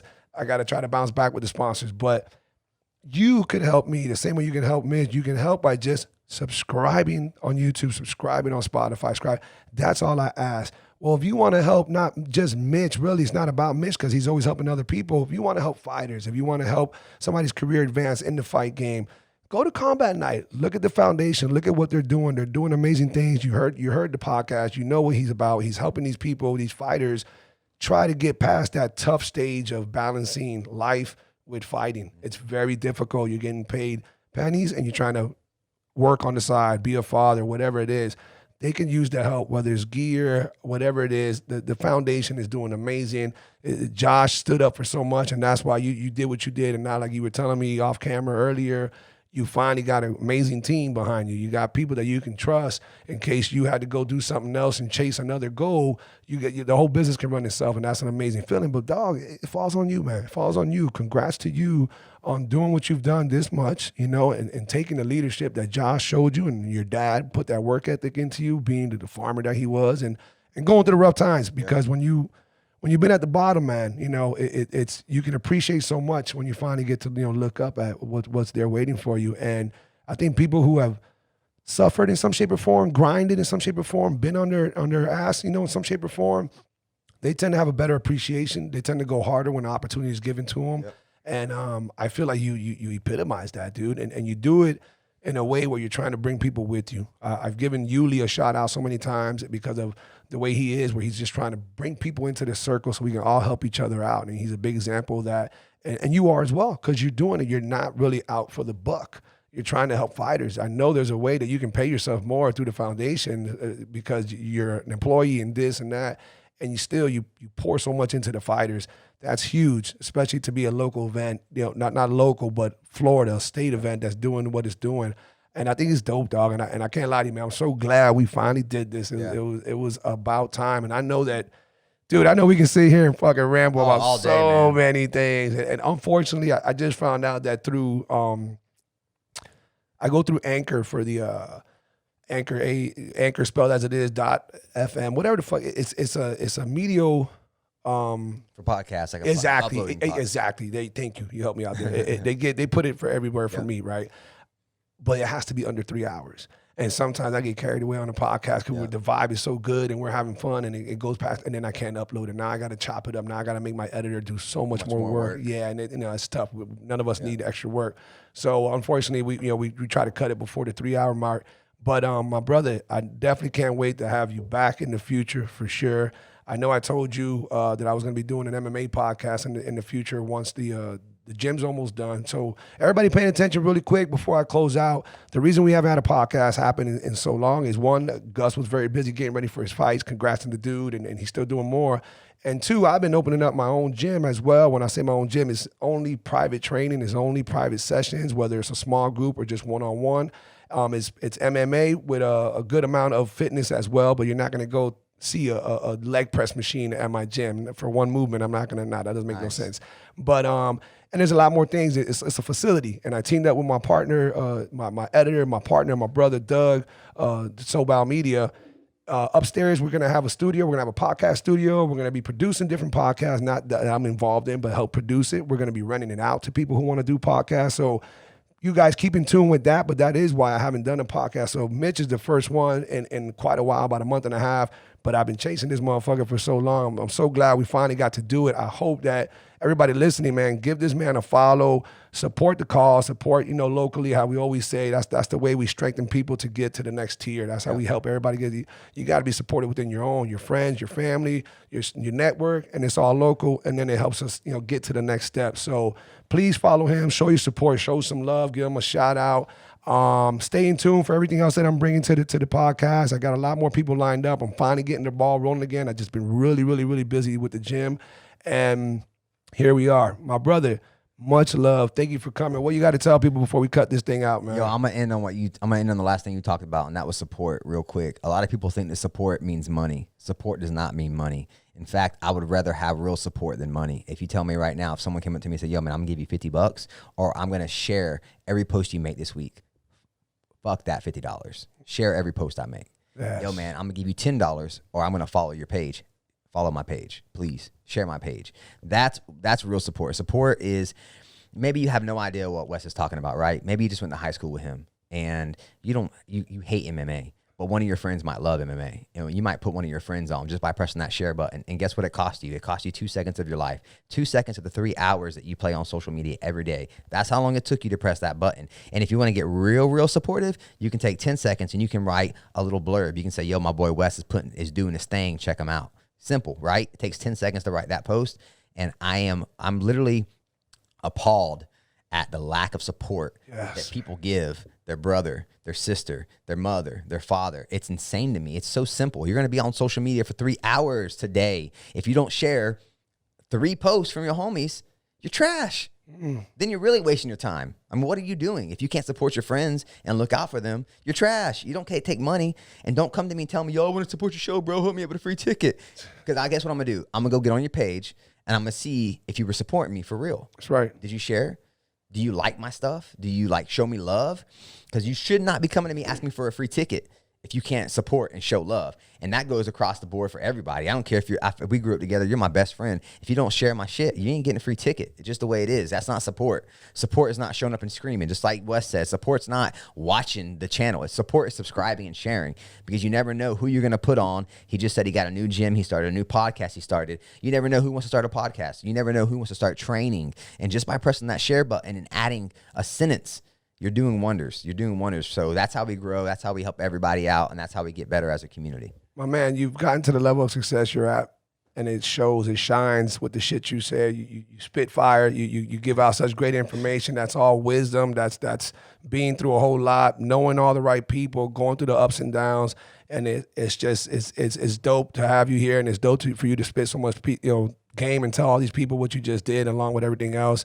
I can't wait to have you back, Mitch, for real, sure. man. I know you're going to go watch the your boy fight tonight. Yep. Nothing but the best of luck to him. I hope he dominates. I hope he does his thing. I hope he just leaves it all in the cage. I know I'm definitely going to tune in. I'll buy the fights later on Fight Pass. You know, shout out to Titan doing their thing, putting on the fight tonight for us. And I know you're going to go back home, dude. I know you're going to go back home tired. You're probably going to have 2 more cups of fucking coladas.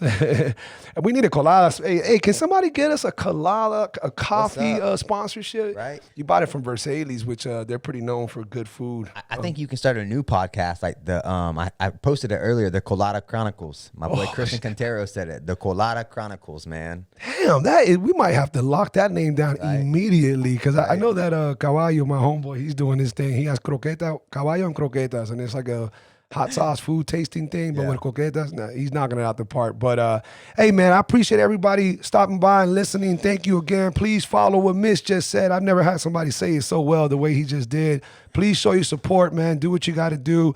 Stay safe out there. Don't be fucking wearing your mask and gloves in your goddamn car. Make sure you tell some dummy if they're doing it to stop doing it. Let's get through this shit together, guys. There's still more coming. There's still more weirdness coming. Hold tight. Don't believe all the bullshit. Don't spread the negative videos. Let other dumbasses do that. Spread positivity. Smile at somebody. Give a hug if you're not very, what's it called? When you're not very. When you're afraid of a phobia of germs, a germaphobe. Germaphobe. God damn, I'm twisting my words today. I didn't smoke earlier. That's what it was. Hey, love, peace, and I hope everybody has a great day. It's Friday. Enjoy your weekend. Look for the next podcast. Talk to you guys soon. Peace. See you.